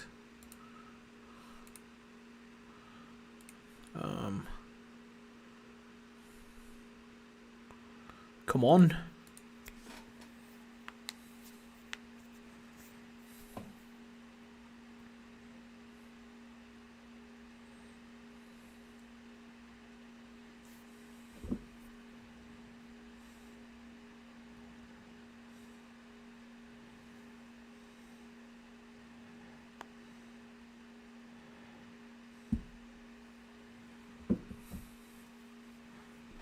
Here we go. Good afternoon. I want to begin by acknowledging the tremendous hardship the Ukrainian people are suffering as a result of Russia's invasion. The human toll is tragic. The financial and economic implications for the global economy and the U.S. economy are highly uncertain. At the Federal Reserve, we are strongly committed to achieving the monetary policy goals that Congress has given us: maximum employment and price stability. Today, in support of these goals, the FOMC raised its policy interest rate by 1/4 percentage point. The economy is very strong, and against the backdrop of an extremely tight labor market and high inflation, the committee anticipates that ongoing increases in the target range for the federal funds rate will be appropriate. In addition, we expect to begin reducing the size of our balance sheet at a coming meeting. Economic activity expanded at a robust 5.5% pace last year, reflecting progress on vaccinations and the reopening of the economy, fiscal and monetary policy support, and the healthy financial positions of households and businesses. The rapid spread of the Omicron variant led to some slowing in economic activity early this year, but cases have declined sharply since mid-January, and the slowdown seems to have been mild and brief. Although the invasion of Ukraine and related events represent a downside risk to the outlook for economic activity, FOMC participants continue to foresee solid growth. As shown in our summary of economic projections, The median projection for real GDP growth stands at 2.8% this year, 2.2% next year, and 2% in 2024. The labor market has continued to strengthen and is extremely tight. Over the first 2 months of the year, employment rose by more than 1 million jobs. In February, the unemployment rate hit a post-pandemic low of 3.8%, a bit below the median of committee participants' estimates of its longer-run normal level. The improvements in labor market conditions have been widespread, including for workers at the lower end of the wage distribution, as well as for African Americans and Hispanics. Labor demand is very strong, and while labor force participation has increased somewhat, labor supply remains subdued. As a result, employers are having difficulties filling job openings, and wages are rising at their fastest pace in many years. FOMC participants expect the labor market to remain strong, with the median projection for the unemployment rate declining to 3.5% by the end of this year and remaining near that level thereafter. Inflation remains well above our longer-run goal of 2%. Aggregate demand is strong, and bottlenecks and supply constraints are limiting how quickly production can respond. These supply disruptions have been larger and longer lasting than anticipated, exacerbated by waves of the virus here and abroad, and price pressures have spread to a broader range of goods and services. Additionally, higher energy prices are driving up overall inflation. The surge in prices of crude oil and other commodities that resulted from Russia's invasion of Ukraine will put additional upward pressure on near-term inflation here at home. We understand that high inflation imposes significant hardship, especially on those least able to meet the higher costs of essentials like food, housing, and transportation. We know that the best thing we can do to support a strong labor market is to promote a long expansion, and that is only possible in an environment of price stability. As we emphasize in our policy statement, with appropriate firming in the stance of monetary policy, we expect inflation to return to 2% while the labor market remains strong. That said, inflation is likely to take longer to return to our price stability goal than previously expected. The median inflation projection of FOMC participants is 4.3% this year and falls to 2.7% next year and 2.3% in 2024. This trajectory is notably higher than projected in December, and participants continue to see risks as weighted to the upside. The Fed's monetary policy actions have been guided by our mandate to promote maximum employment and stable prices for the American people. Our policy has been adapting to the evolving economic environment, and it will continue to do so. As I noted, the committee raised the target range for the federal funds rate by 1/4 percentage point and anticipates that ongoing increases in the target range will be appropriate. The median projection for the appropriate level of the federal funds rate is 1.9% at the end of this year, a full percentage point higher than projected in December. Over the following 2 years, the median projection is 2.8%, somewhat higher than the median estimate of its longer-run value. Of course, these projections do not represent a committee decision or plan, and no one knows with any certainty where the economy will be a year or more from now. Reducing the size of our balance sheet will also play an important role in firming the stance of monetary policy. At our meeting that wrapped up today, the committee made good progress on a plan for reducing our securities holdings, and we expect to announce the beginning of balance sheet reduction at a coming meeting. In making decisions about interest rates and the balance sheet, we will be mindful of the broader context in markets and in the economy, and we will use our tools to support financial and macroeconomic stability. As we noted in our policy statement, the implications of Russia's invasion of Ukraine for the U.S. economy are highly uncertain. In addition to the direct effects from higher global oil and commodity prices, the invasion and related events may restrain economic activity abroad and further disrupt supply chains, which would create spillovers to the U.S. economy through trade and other channels. The volatility in the financial markets, particularly if sustained, could also act to tighten credit conditions and affect the real economy. Making appropriate monetary policy in this environment requires a recognition that the economy often evolves in unexpected ways. We will need to be nimble in responding to incoming data and the evolving outlook. and we will strive to avoid adding uncertainty to what is already an extraordinarily challenging and uncertain moment. We are attentive to the risks of potential further upward pressure on inflation and inflation expectations. The committee is determined to take the measures necessary to restore price stability. The American economy is very strong and well positioned to handle tighter monetary policy. To conclude, we understand that our actions affect communities, families, and businesses across the country. Everything we do is in service to our public mission. We at the Fed will do everything we can to achieve our maximum employment and price stability goals. Thank you. I look forward to your questions. Thank you. Let's go to All right, questions. Let's go. Hi, Chair Powell. Thank you so much for taking our questions. I wonder if you could detail your thinking a little bit about how you're considering the risks of going too fast and potentially tipping the economy into recession, and how you're weighing those risks against the possibility of going too slowly, allowing inflation to become embedded and kind of getting behind the curve. So I guess I would start by saying that, in my view, the probability of a recession within the next year is not particularly elevated. And why do I say that? Aggregate demand is currently strong, and most forecasters expect it to remain so. If you look at the labor market, also very strong. Conditions are tight, and payroll job growth is continuing at very high levels. Household and business balance sheets are strong.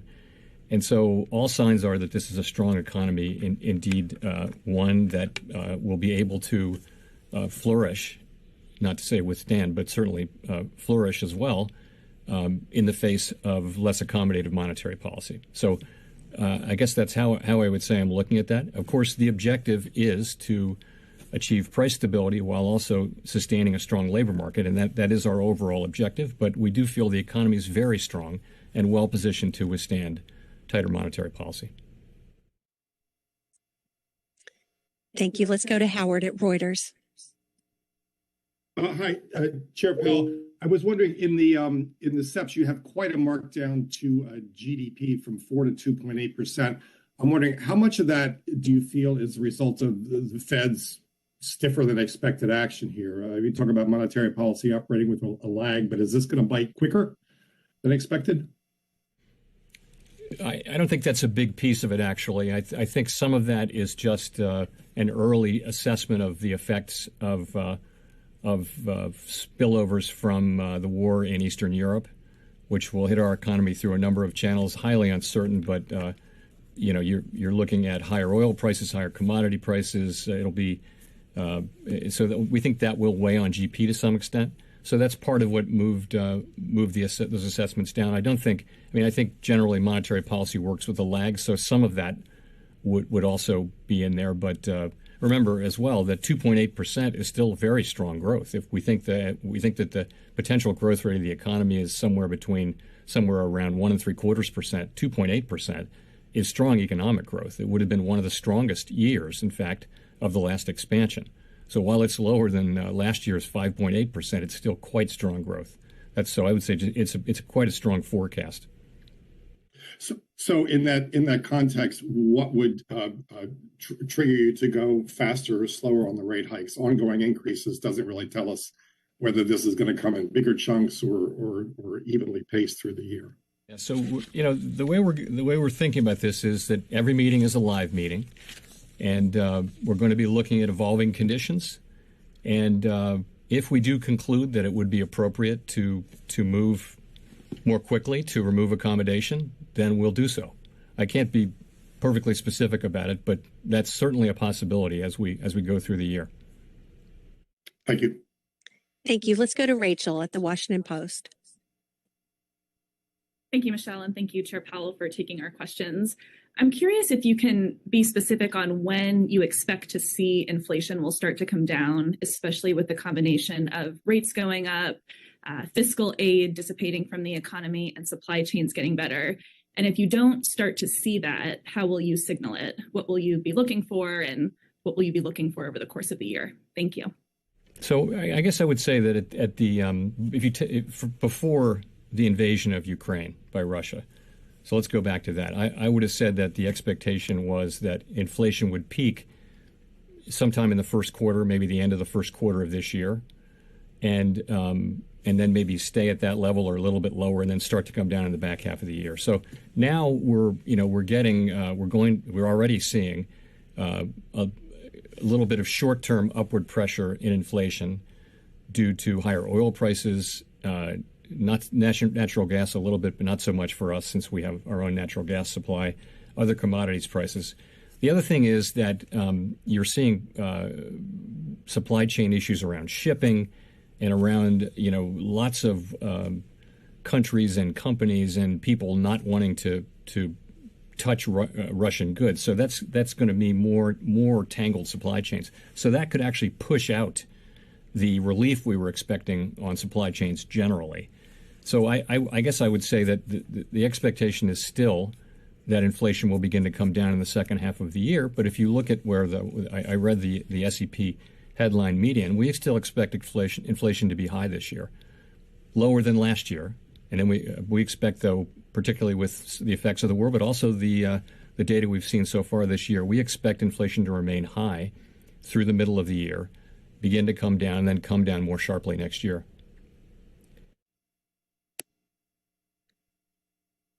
Let's go to Nick at the Wall Street Journal. Nick Timmeros of the Wall Street Journal. Chair Powell, over the last 6 months, the Fed has shifted its policy stance quite a bit. 6 months ago, you were still buying assets.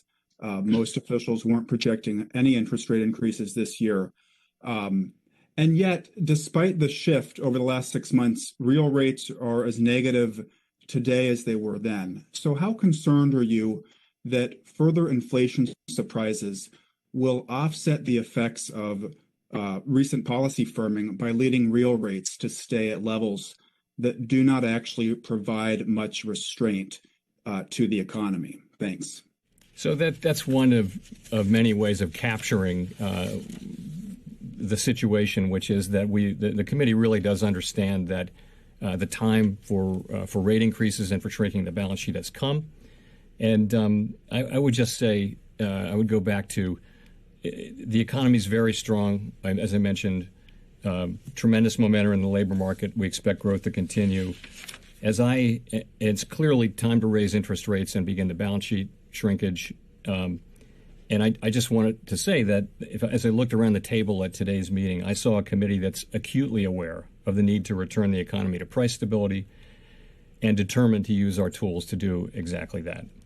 You couched it in terms of real rates. I would say if you look at the SEP, you've got people getting close to or even above, in many cases, their estimate of the longer run neutral rate.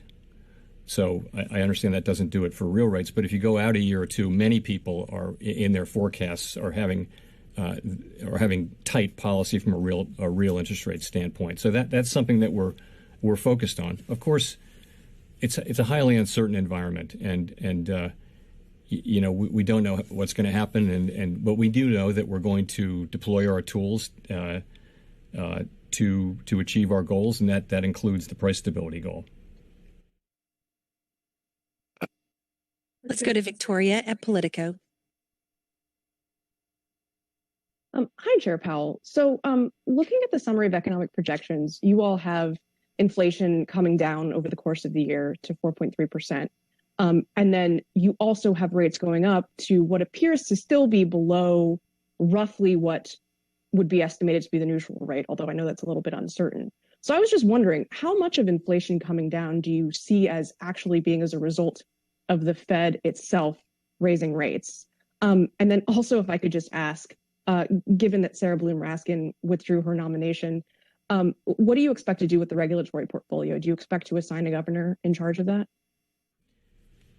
Okay. So sorry, tell me again your first question. My first question is, how much do you expect inflation to come down as a direct result of the Fed's actions? Okay, so part of inflation coming down at the very beginning is clearly to do with factors other than our policy, and those would include potentially the supply chains getting a little bit better. Certainly, base effects. You're lapping, as you know, when you look at a 12-month trailing window, you're lapping very high inflation in March, April, May, June of last year. So there should be some effects from that in the 12-month picture. Really, what we're looking for, though, is month-by-month inflation coming down, and so it's really it's all the things we've been talking about: that really haven't helped much, including the shift away from goods and back to services, including supply chains getting better, including labor force participation, all those things that have been sticky and not happening. But a big part of it is the base effects I mentioned as well. I think monetary policy starts to bite on inflation and on growth with a lag, of course.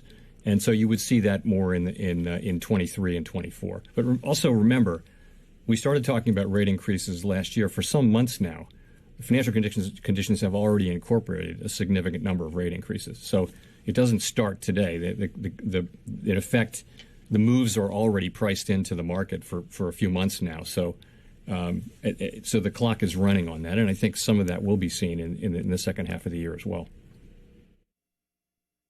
And on the regulatory portfolio, so I would just say this: we have an obligation to carry out under the law, in supervision and regulation, and we're doing that. That's what we're doing. The committee is not active, so what's happening is things are coming to the full board, and we're voting on them. We're getting our business done. We got the stress tests done. We've looked at a number of proposals for mergers and things like that. So we're working ahead. Of course, we don't have a vice chair for supervision, as you mentioned, but we're making do with the situation we have, and a good number of things have come straight to the board for approval. Let's go to Neil Irwin at Axios.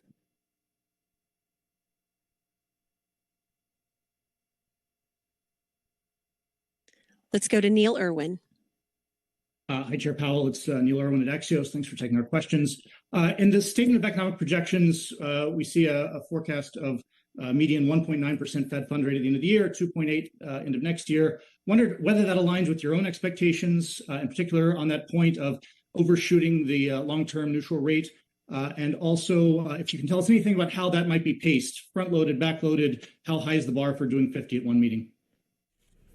So I don't, Neil. I've never talked about my own SCP projection. It's in there, but I think Fed chairs have generally not done that because we just haven't done it. It's because we have to put together the consensus on the committee and present that consensus. So I wouldn't talk about my individual one.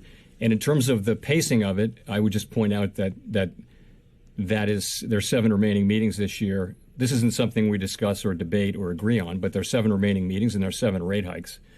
I would add there's also the shrinkage of the balance sheet, which people do the math different ways, but that might be the equivalent of another rate increase just from the runoff of the balance sheet.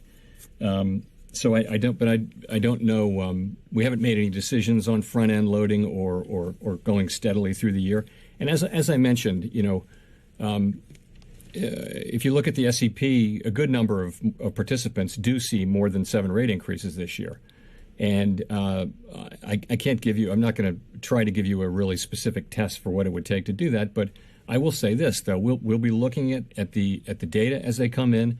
We'll be looking to see whether the data show expected improvement on inflation. We'll be looking at the inflation outlook and making a judgment. And we'll be going, each meeting is a live meeting. And if we conclude that it would be appropriate to raise interest rates more quickly, then we'll do so.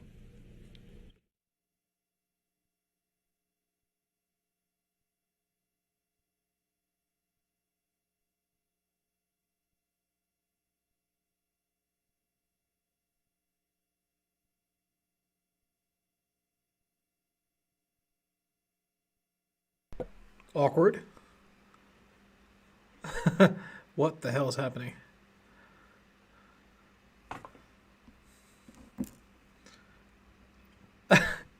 Okay. I think something went wrong. 1 second.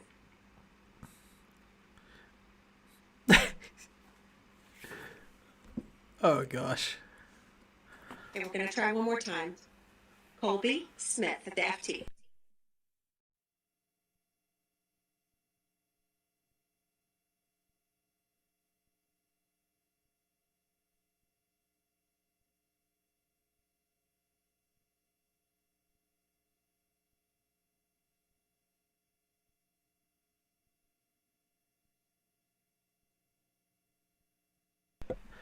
Yeah, this is kind of odd. Okay, we'll come back to Colby. Let's go to Edward Lawrence.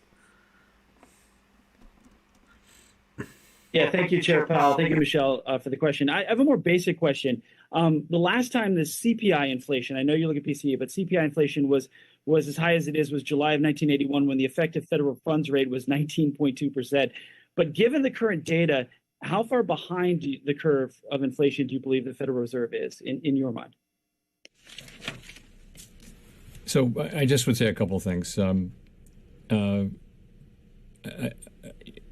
We have the tools that we need, and we're going to use them. And as you can see, we have a plan over the course of this year to raise interest rates steadily and also to run off the balance sheet. We will take the necessary steps to ensure that high inflation does not become entrenched while also supporting a strong labor market. And as I mentioned, if we conclude that it would be appropriate to move more quickly, we'll do so. I'll leave it to others to make the judgment you ask for. And then just as a follow on that, I wanted to get you on the record on this. What impact has there been on your job, given the fact that you... Okay. Lost you in the middle of a question. Okay, then. Awkward. Edward, can you repeat that question? Classic. That given you're not actually confirmed and Governor Brainerd is not actually confirmed, has there been any impact on your job or the Fed's ability to handle inflation? None whatsoever.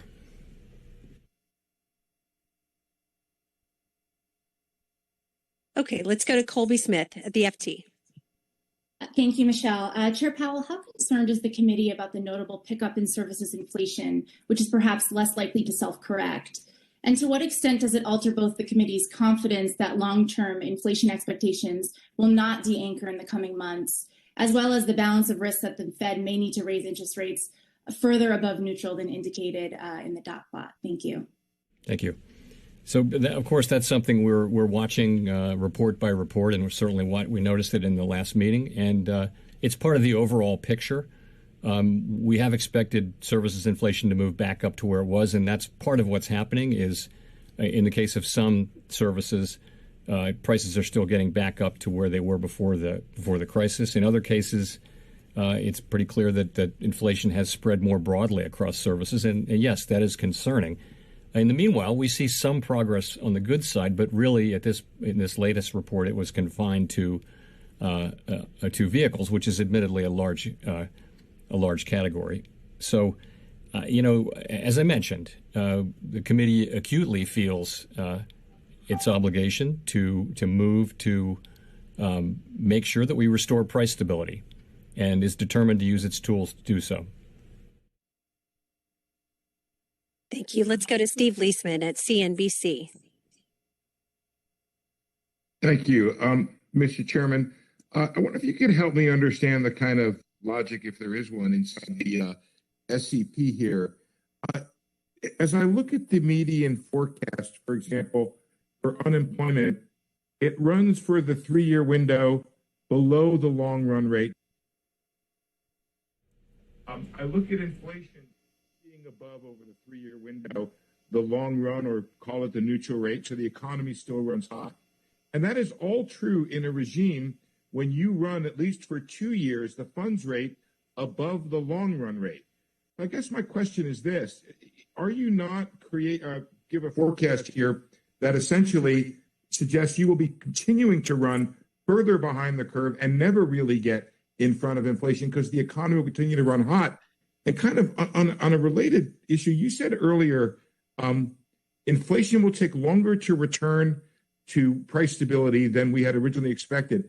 Isn't that a choice you're making? And if so, why are you making that choice to let inflation run above price stability longer than you'd like? Right. So if you look, first of all, you're looking at medians, but understand that it's not something we voted on. It's not a plan. But if you look, people do have their by the end of this year, broadly, people are at or close to, or in some cases above, their estimates of longer run neutral interest rate. Okay, so that should stop pushing that should, in other words, that should be a removal of accommodation for monetary policy, basically. At the same time, we will have done significant balance sheet runoff, and you can think of that as further. In the next year, and just looking at the median, you're now above above the what people estimate to be the longer run median. And also in many people's forecasts, that actually amounts to tight policy in real rates as well. So why does unemployment remain at 3.5%? A couple points. One is the connection between in the economy we had before the pandemic, the connection between inflation and the level of the unemployment rate was not very tight. But this is clearly what this is an expectation that really it amounts to the idea that wage increases, which are now running above the level that would be consistent over the long run with 2% inflation, will move back down to levels which are still very attractive, full economy full employment kind of wages, but not to a point where they're pushing up inflation anymore.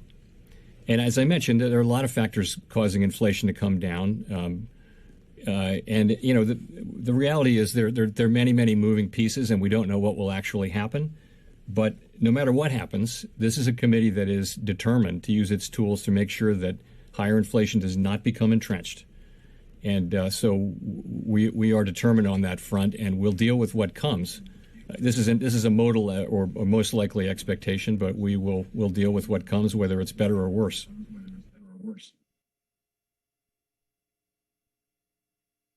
Thank you. Let's go to Chris Rugaber at the AP. Hi, thank you. Well, let me follow up a bit on that. I mean, there are a lot of economists skeptical that you can reduce inflation as much as you've penciled in without raising the unemployment rate. And I'm wondering just what are the mechanisms you see in reducing demand? I mean, outside housing and autos, how do higher Fed rates reduce consumer demand unless it's through higher unemployment? Thank you. Well, if you take a look at today's labor market, what you have is 1.7 plus job openings for every unemployed person. So that's a very, very tight labor market, tight to an unhealthy level, I would say. So in principle, if let's say that our tools work about as you described, and the idea is we're trying to better align demand and supply, let's just say in the labor market. So it would actually, if you were just moving down the number of job openings so that they were more like 1-to-1, you would have less upward pressure on wages. You would have a lot less of a labor shortage, which is very good point. Pretty much across the economy, we're hearing from companies that they can't hire enough people; they're having a hard time hiring. So that's really the thinking there. These are fairly well understood channels, interest sensitive, and basically across the economy, we'd like to slow demand so that it's better aligned with supply, give supply at the same time to recover, and get into a better alignment of supply and demand, and that over time should bring inflation down. And I'll say again, though, we don't have a perfect crystal ball about the future, and we're prepared to use our tools as needed to restore price stability.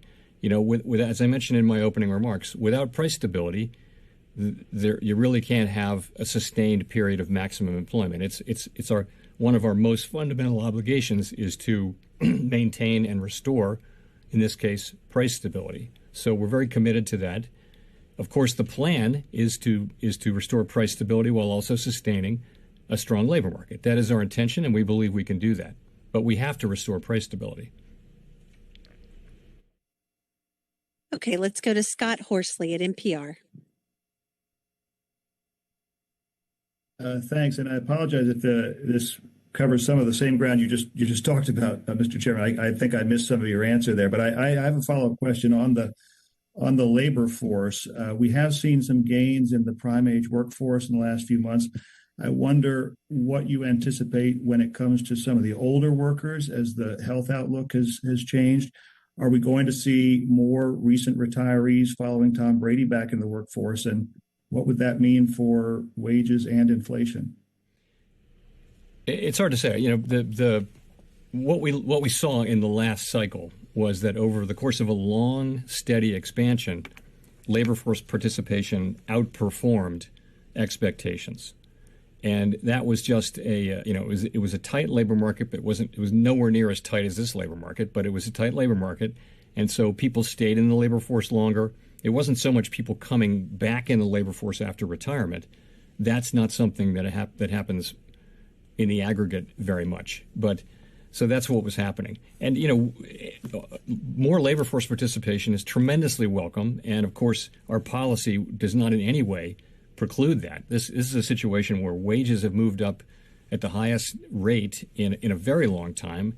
And people are able to quit their jobs and move to better paying jobs in the same industry or different industry. So it's a really attractive labor market for people. And once, as we get past COVID, well and truly, it becomes an even more attractive one. So we hope that will lead to more labor supply. That's a good thing for the country. It's a good thing for people, and it also will, we think, help relieve some of the wage pressures that do put inflation more at risk. That last part we'll have to see whether empirically it works out that way. But in principle, it ought to help with inflation as well. It's not the only thing we're looking for, though, from inflation. We're looking for help from a number of different places, and most importantly, from our own policy. Okay, let's go to Rich Miller at Bloomberg. Thank you, Michelle, and thank you, Chair Powell. I'm sorry, I'm having some communication problems, so I've missed some of the stuff you've said, and my apologies if this has been asked. Since the FOMC met last January, financial conditions have tightened markedly. Equity prices down, Treasury yields up, bond spreads risen, yield curve has flattened a lot, and even further today, dollar is up. Is that welcome? And would you like to see more in order to achieve your goals? Thank you. So as you know, policy works through financial conditions. That's how it reaches the real economy, by just the mechanisms you mentioned. And remember that the financial conditions we had for the last couple of years were a function not only of very aggressive and appropriately so fiscal policy, but also highly accommodative monetary policy.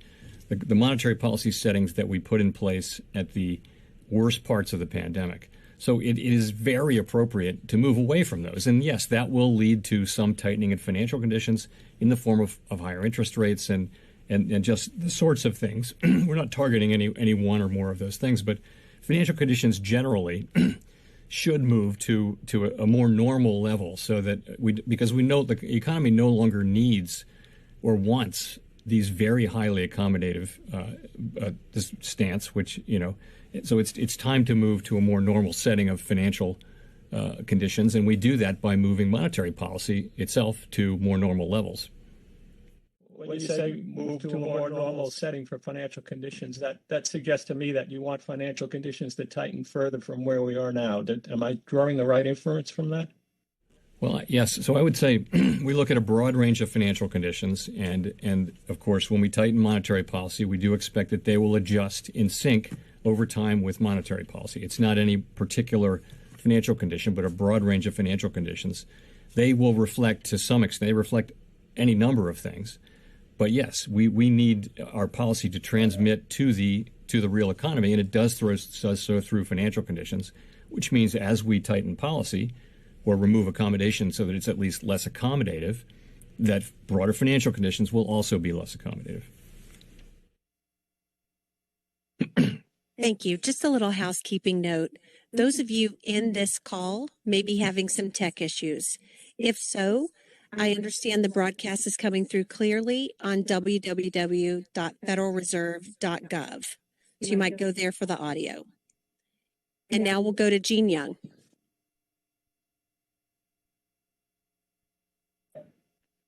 Hi, Chair Powell. I wanted to ask about the balance sheet discussion you've had at this meeting. Can you give us any more details? Did you discuss whether to cap runoffs or whether to increase those caps over what period, if there were any details? Yes, thank you for asking. So at our meeting today and yesterday, we made excellent progress toward agreeing on the parameters of a plan to shrink the balance sheet. And I'd say we're now in a position to finalize and implement that plan so that we're actually beginning runoff at a coming meeting, and that could come as soon as our next meeting in May. That's not a decision that we've made, but I would say that that's how well our discussions went in the last 2 days. So a couple things just to add. We'll be mindful of the broader financial and economic context when we make the decision on timing, and we always want to use our tools to support macroeconomic and financial stability. We want to avoid adding uncertainty to what's a highly uncertain situation already. So all of that will go into the thinking of the timing around this. In terms of I would say this. I don't want to get too much into the details because we're literally just finalizing them. But the framework is going to look very familiar to people who are familiar with the last time we did this. But it'll be faster than the last time, and of course it's much sooner in the cycle than last time. But it will look familiar to you. And I would also say that there'll be I'm sure there'll be a more detailed discussion of our in the minutes to our meeting that come out in 3 weeks, where I expect that it will lay out pretty much the parameters of what we're looking at, which I think will look quite familiar. Thank you. Let's go to Michael McKee at Bloomberg TV. Mr. Chairman, since September of 2020, you've been operating on a monetary policy framework that let the economy run hot to bring unemployment down. That seems to be over, but I'm wondering how you would describe your reaction function now. What is it that the Fed is trying to do other than bring inflation down? In other words, is it we're going to keep raising rates until it comes down to an acceptable level? Yeah, so I want to clear one thing up again, and that is that nothing in our new framework or in the changes that we made has caused us to wait longer to raise interest rates. What we said in the framework changes was, and this was really a reflection of what had happened for the preceding couple of decades, actually. What we said was, if we see low unemployment, high employment, but we don't see inflation, then we're not going to raise rates till we actually see inflation. That's what we said, and that was the sense of it. There was no sense in which if we got a burst of really high inflation, we would wait to raise rates. That's simply not in the framework. In fact, quite the contrary. The framework is all about anchoring inflation expectations at 2%. So I do hear this, that the framework, we can't blame the framework. It was a sudden, unexpected burst of inflation. And then it was the reaction to it, and it was what it was. But it was not in any way caused by or related to the framework. So come to today. I think our vision on this on the committee is very, very clear. What we see is a strong labor market. We see a labor market with a lot of momentum, great job creation, and we see the underlying economy strong. Balance sheets are strong. Yes, there are threats to growth from what's going on in Eastern Europe, but nonetheless, in the base case, there's a pretty broad expectation of strong growth. But inflation is far above our target, and the help we've been expecting and other forecasters have been expecting from supply side improvement, labor force participation, bottlenecks, all those things getting better, it hasn't come. And so we're looking now to using our tools to restore price stability, and we're committed to doing that. And you see that, I think, in the summary of economic projections, and you see that in the decision we make, and you will continue to see it in the decisions we make going forward. If I could follow up by asking, I guess what you'd call it is the Paul Volcker question. You don't think unemployment is going to rise significantly, but if it does that temper your desire to keep raising rates? Well, the goal, of course, is to restore price stability while also sustaining a strong labor market. We have a dual mandate, and they're sort of equal. But as I said earlier, price stability is an essential goal. In fact, it's a precondition, really, for achieving the kind of labor market that we want, which is a strong and sustained labor market. We saw the benefits of a long expansion, a sustained labor market. It pulled people back in, and there were really no imbalances in the economy that threatened the long expansion. It just the pandemic arrived. It was just a completely exogenous event. So that's how we're thinking about it. We of course want to achieve price stability with a strong labor market, but we do understand also that really you can't have maximum employment for any sustained period without price stability. So we need to focus on price stability, in particularly because the labor market is so strong and the economy is so strong. We feel like the economy can handle tighter monetary policy. Thank you. Let's go to Brian Chung at Yahoo. Hi, Chairman Powell. Hopefully no tech issues here on this front. Wanted to ask just kind of the broad question about how you are communicating what the Fed's doing here today to the average American who might not be reading the dot plots or understanding what the SCP is. How is the 25 basis point hike today and then the signaling on future Fed policy going to address the inflation that they're feeling at the stores on a daily basis? Sure. So I guess I'd start by just assuring everyone that we're fully committed to bringing inflation back down and also sustaining the economic expansion. We do understand that these higher prices, no matter what the source, have real effects on people's well-being.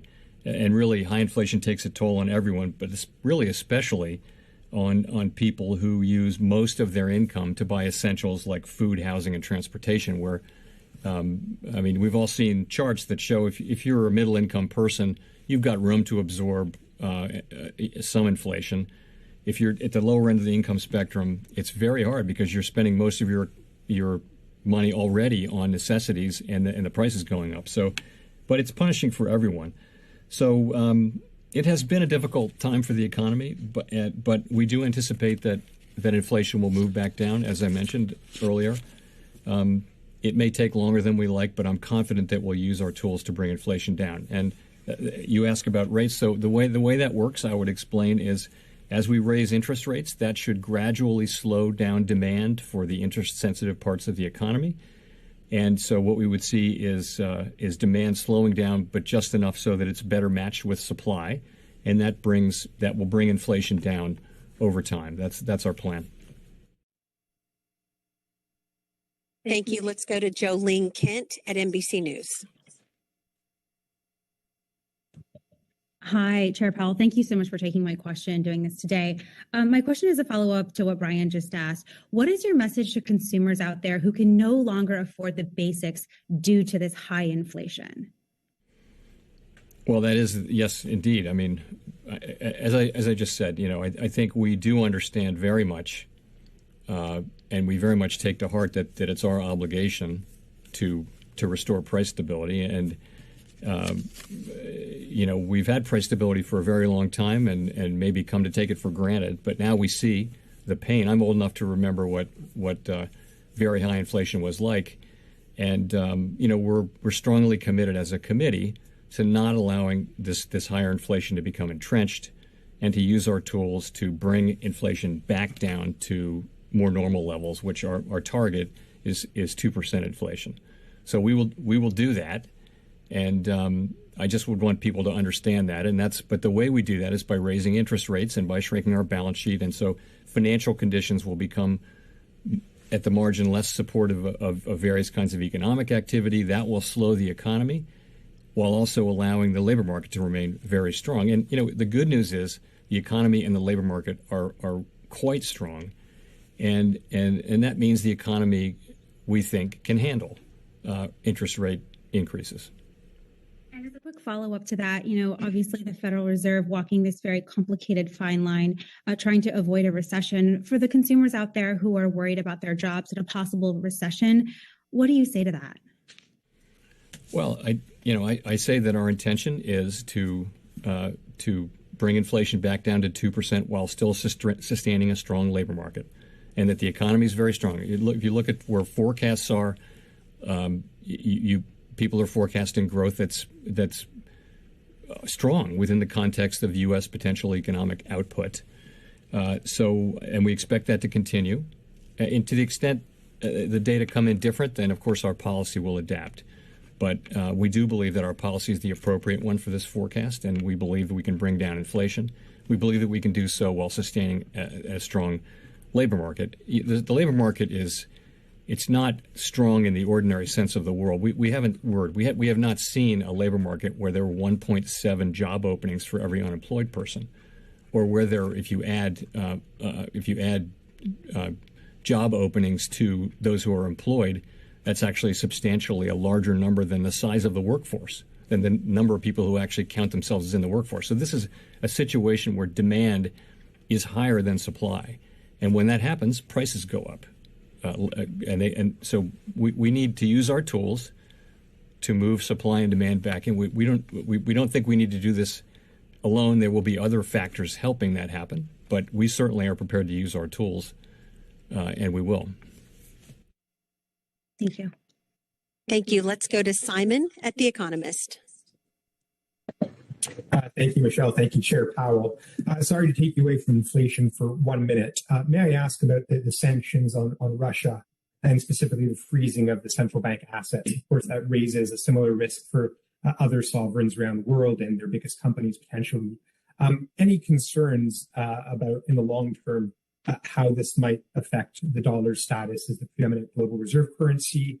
And in the past couple of weeks, have you had to deliver any kinds of reassurance to other central bankers around the world? Well, so of course, central bankers around the world are generally very, very in favor of all of these sanctions.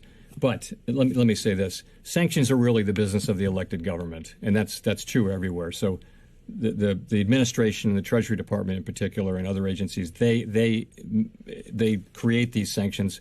We're there to provide technical expertise, but they're not. It's not our decisions, so I'm reluctant to comment on sanctions really much because again they're not for us. We have a very specific mandate, and these are really the province of elected governments, as I mentioned. So I'd have to leave it at that. So, sorry.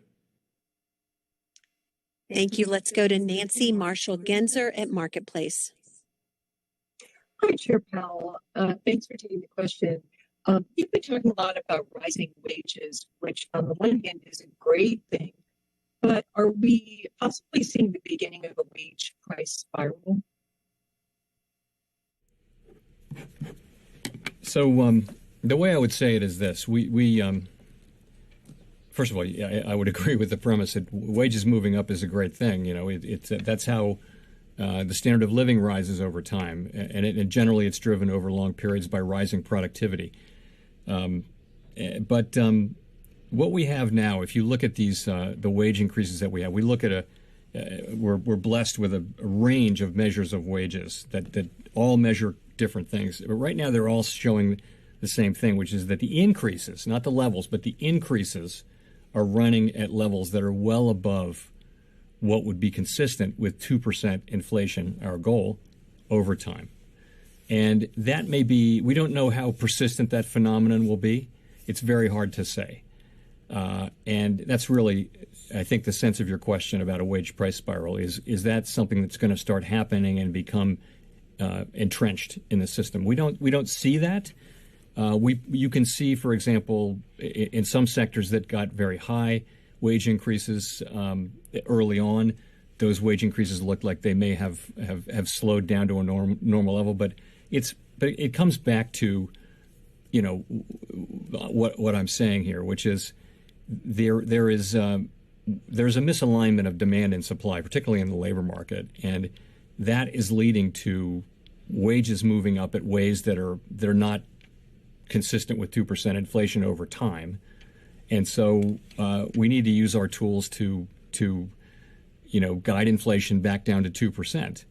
And that would be in the context of an extraordinarily strong labor market. We think this labor market can handle, as I mentioned, tighter monetary policy, and the overall economy can as well. But yes, wages are moving up faster than is consistent with 2% inflation. But it's good to see them moving up, but it wouldn't be sustainable over too long of a period to see them moving up that much higher. And that's because of this misalignment between supply and demand. We expect to get more labor supply. We did last time. We got more than we expected during the last cycle. This time we've gotten much less than expected. So it's not easy to predict these things. But we do expect that we'll get people coming back in the labor market, particularly as COVID becomes less and less of a factor in many people's lives, something we all wish. So that's how we think about it. Thank you. And for the last question, we'll go to Don Lee at the LA Times. Hi, Chair Powell. I think you said to the Senate earlier this month that in hindsight, the Fed should have moved earlier. And it sounds like today that you don't think that the Fed is late. And I just wanted to get your clarification on that. And if it is, if you still think that the Fed is behind the curve, how much behind the curve is it? Right. So we are not. We don't have the luxury of 20/20 hindsight in actually implementing real-time decisions in the world. So, the question is, the right question is, did you make the right decisions based on what you knew at the time? But that's not the question I was answering, which is knowing what you know now. So I think if we knew now, of course, if we knew now that these supply blockages really and the inflation resulting from them in collision with very strong demand, if we knew that was what was going to happen, then in hindsight, yes, it would have been appropriate to move earlier. Obviously, it would be, but again, we don't have that luxury. And then but that's a separate question from your other question, which is behind the curve. And I don't have the luxury of looking at it that way. We have our tools, powerful tools, and the committee is very focused on using them. We're acutely aware of the need to restore price stability while keeping a strong labor market. And what I saw today was a committee that is strongly committed to achieving price stability, in particular, and prepared to use our tools to do that.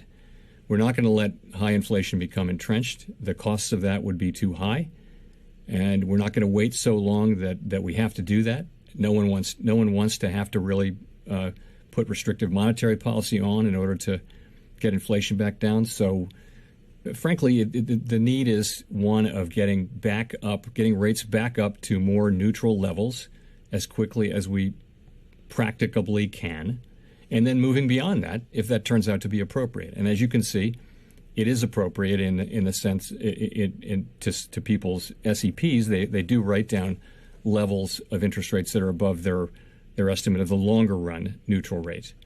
And there's also a range of estimates, too, as you will see if you look at the details of the SEP. But thanks for your question. Okay. Thank you all. Thanks, Mr. Chair. Thank you. All right. That was it.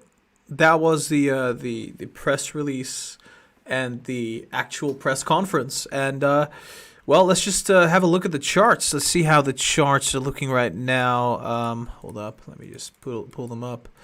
All right. I haven't checked the charts, actually, so that's going to be interesting. Come on.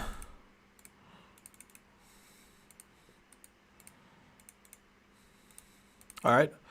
Here we go. Whoa. Okay. The market is liking the Jerome Powell being dovish, and I said it before. If Jerome Powell is going to go dovish, we're going to recover like a lot of the losses that we have seen. We were down 18% from the all-time high on the Nasdaq, down 10% on the S&P. We've still got a long way to go to get back, back above. And Jerome Powell being relatively dovish is going to help, obviously. You can see right here the Russell up 2.5% right now. The 10-year yield is sitting at 2.1%, hitting 2.24%. Looks like that's going to be topping out. In general, we're seeing a lot of green. NEO up 23.7%. Tesla's up 4.2%. XPeng sitting at 27.4, up 29%.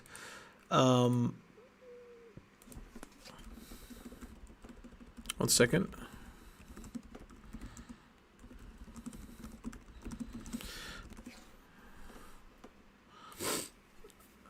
C3 sitting at 19, Palantir 11.7.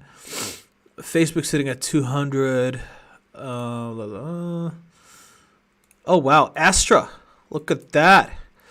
Astra up 6.3%, which is really not that much, given the fact that Astra is down just substantially from the all-time highs, and they had a successful launch and everything, and the Nasdaq is up 3%, and the Russell's up 2.5%. Astra is not receiving any love. We'll see how that's going to perform soon. Let's see, what else are we seeing here? Yeah, Robinhood up 15.6%, Affirm up 14%. Damn, that is looking kind of juicy right now. Sweet. Okay, so I'll give you my opinion. Let me just grab a tissue first.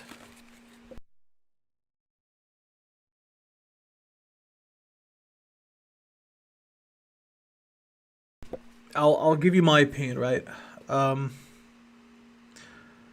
Yeah, so this is not necessarily best case scenario. We're still going to get 7 rate hikes, but Jerome Powell sounds kind of dovish. We're going to get a 25 basis point hike, or we've gotten a 25 basis point hike. That's kind of dovish. Best case would have been, obviously, we get 4 or 5 rate hikes instead of 7. I mean, we're not going to get a 50 basis point hike. We're not going to get something ridiculous like 10 rate hikes. So, yeah, I think this signals the market bottom, short term. We'll have to see how the market is going to do with regards to like geopolitical tensions and everything. I think for now, this has been, I think, a bottom, bit of a triple bottom. I could be wrong on this, but it does look like all the negative news is priced in. It is pretty much priced in. We have seen a .com style crash in many growth stocks, right? We have the Chinese government coming out saying, hey, they're going to stabilize the markets. That's really good. Growth is going to be pretty decent still. Inflation is going to come down according to the Fed. We'll have to see if that's actually going to be the case. But for the short term, I think this is going to be a bottom. Anybody who bought stocks, you're going to be very happy. People who were bearish, people who were shorting the market, expecting an instant crash. I'm sorry, but this won't be very, very fun, very much fun for you. I think that short term we've seen enough bearishness, but I could be wrong. You know, we still have the Fed minutes coming up. If we see that they want to shrink the balance sheet very fast, that could be bad. So we're just gonna have to see what happens there. It seems that Astra is the new C3AI project for Gara. I like it. I think Astra's great. 3.7. Was sitting at 3.4 where I bought it. So I'm up quite a substantial amount. C3, speaking of C3, I think C3 is up a substantial amount here as well, from the bottom at least.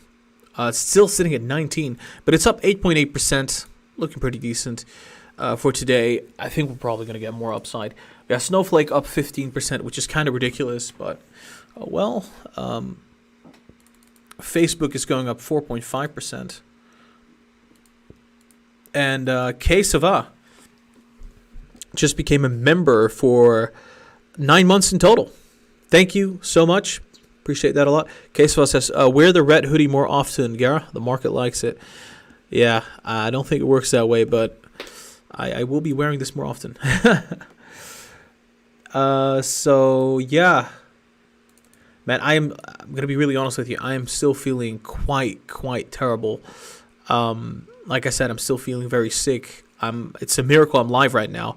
I took some painkillers and had some coffee. That's the only way I could have gone through this. And obviously, Jerome Powell was speaking for the most part of this stream.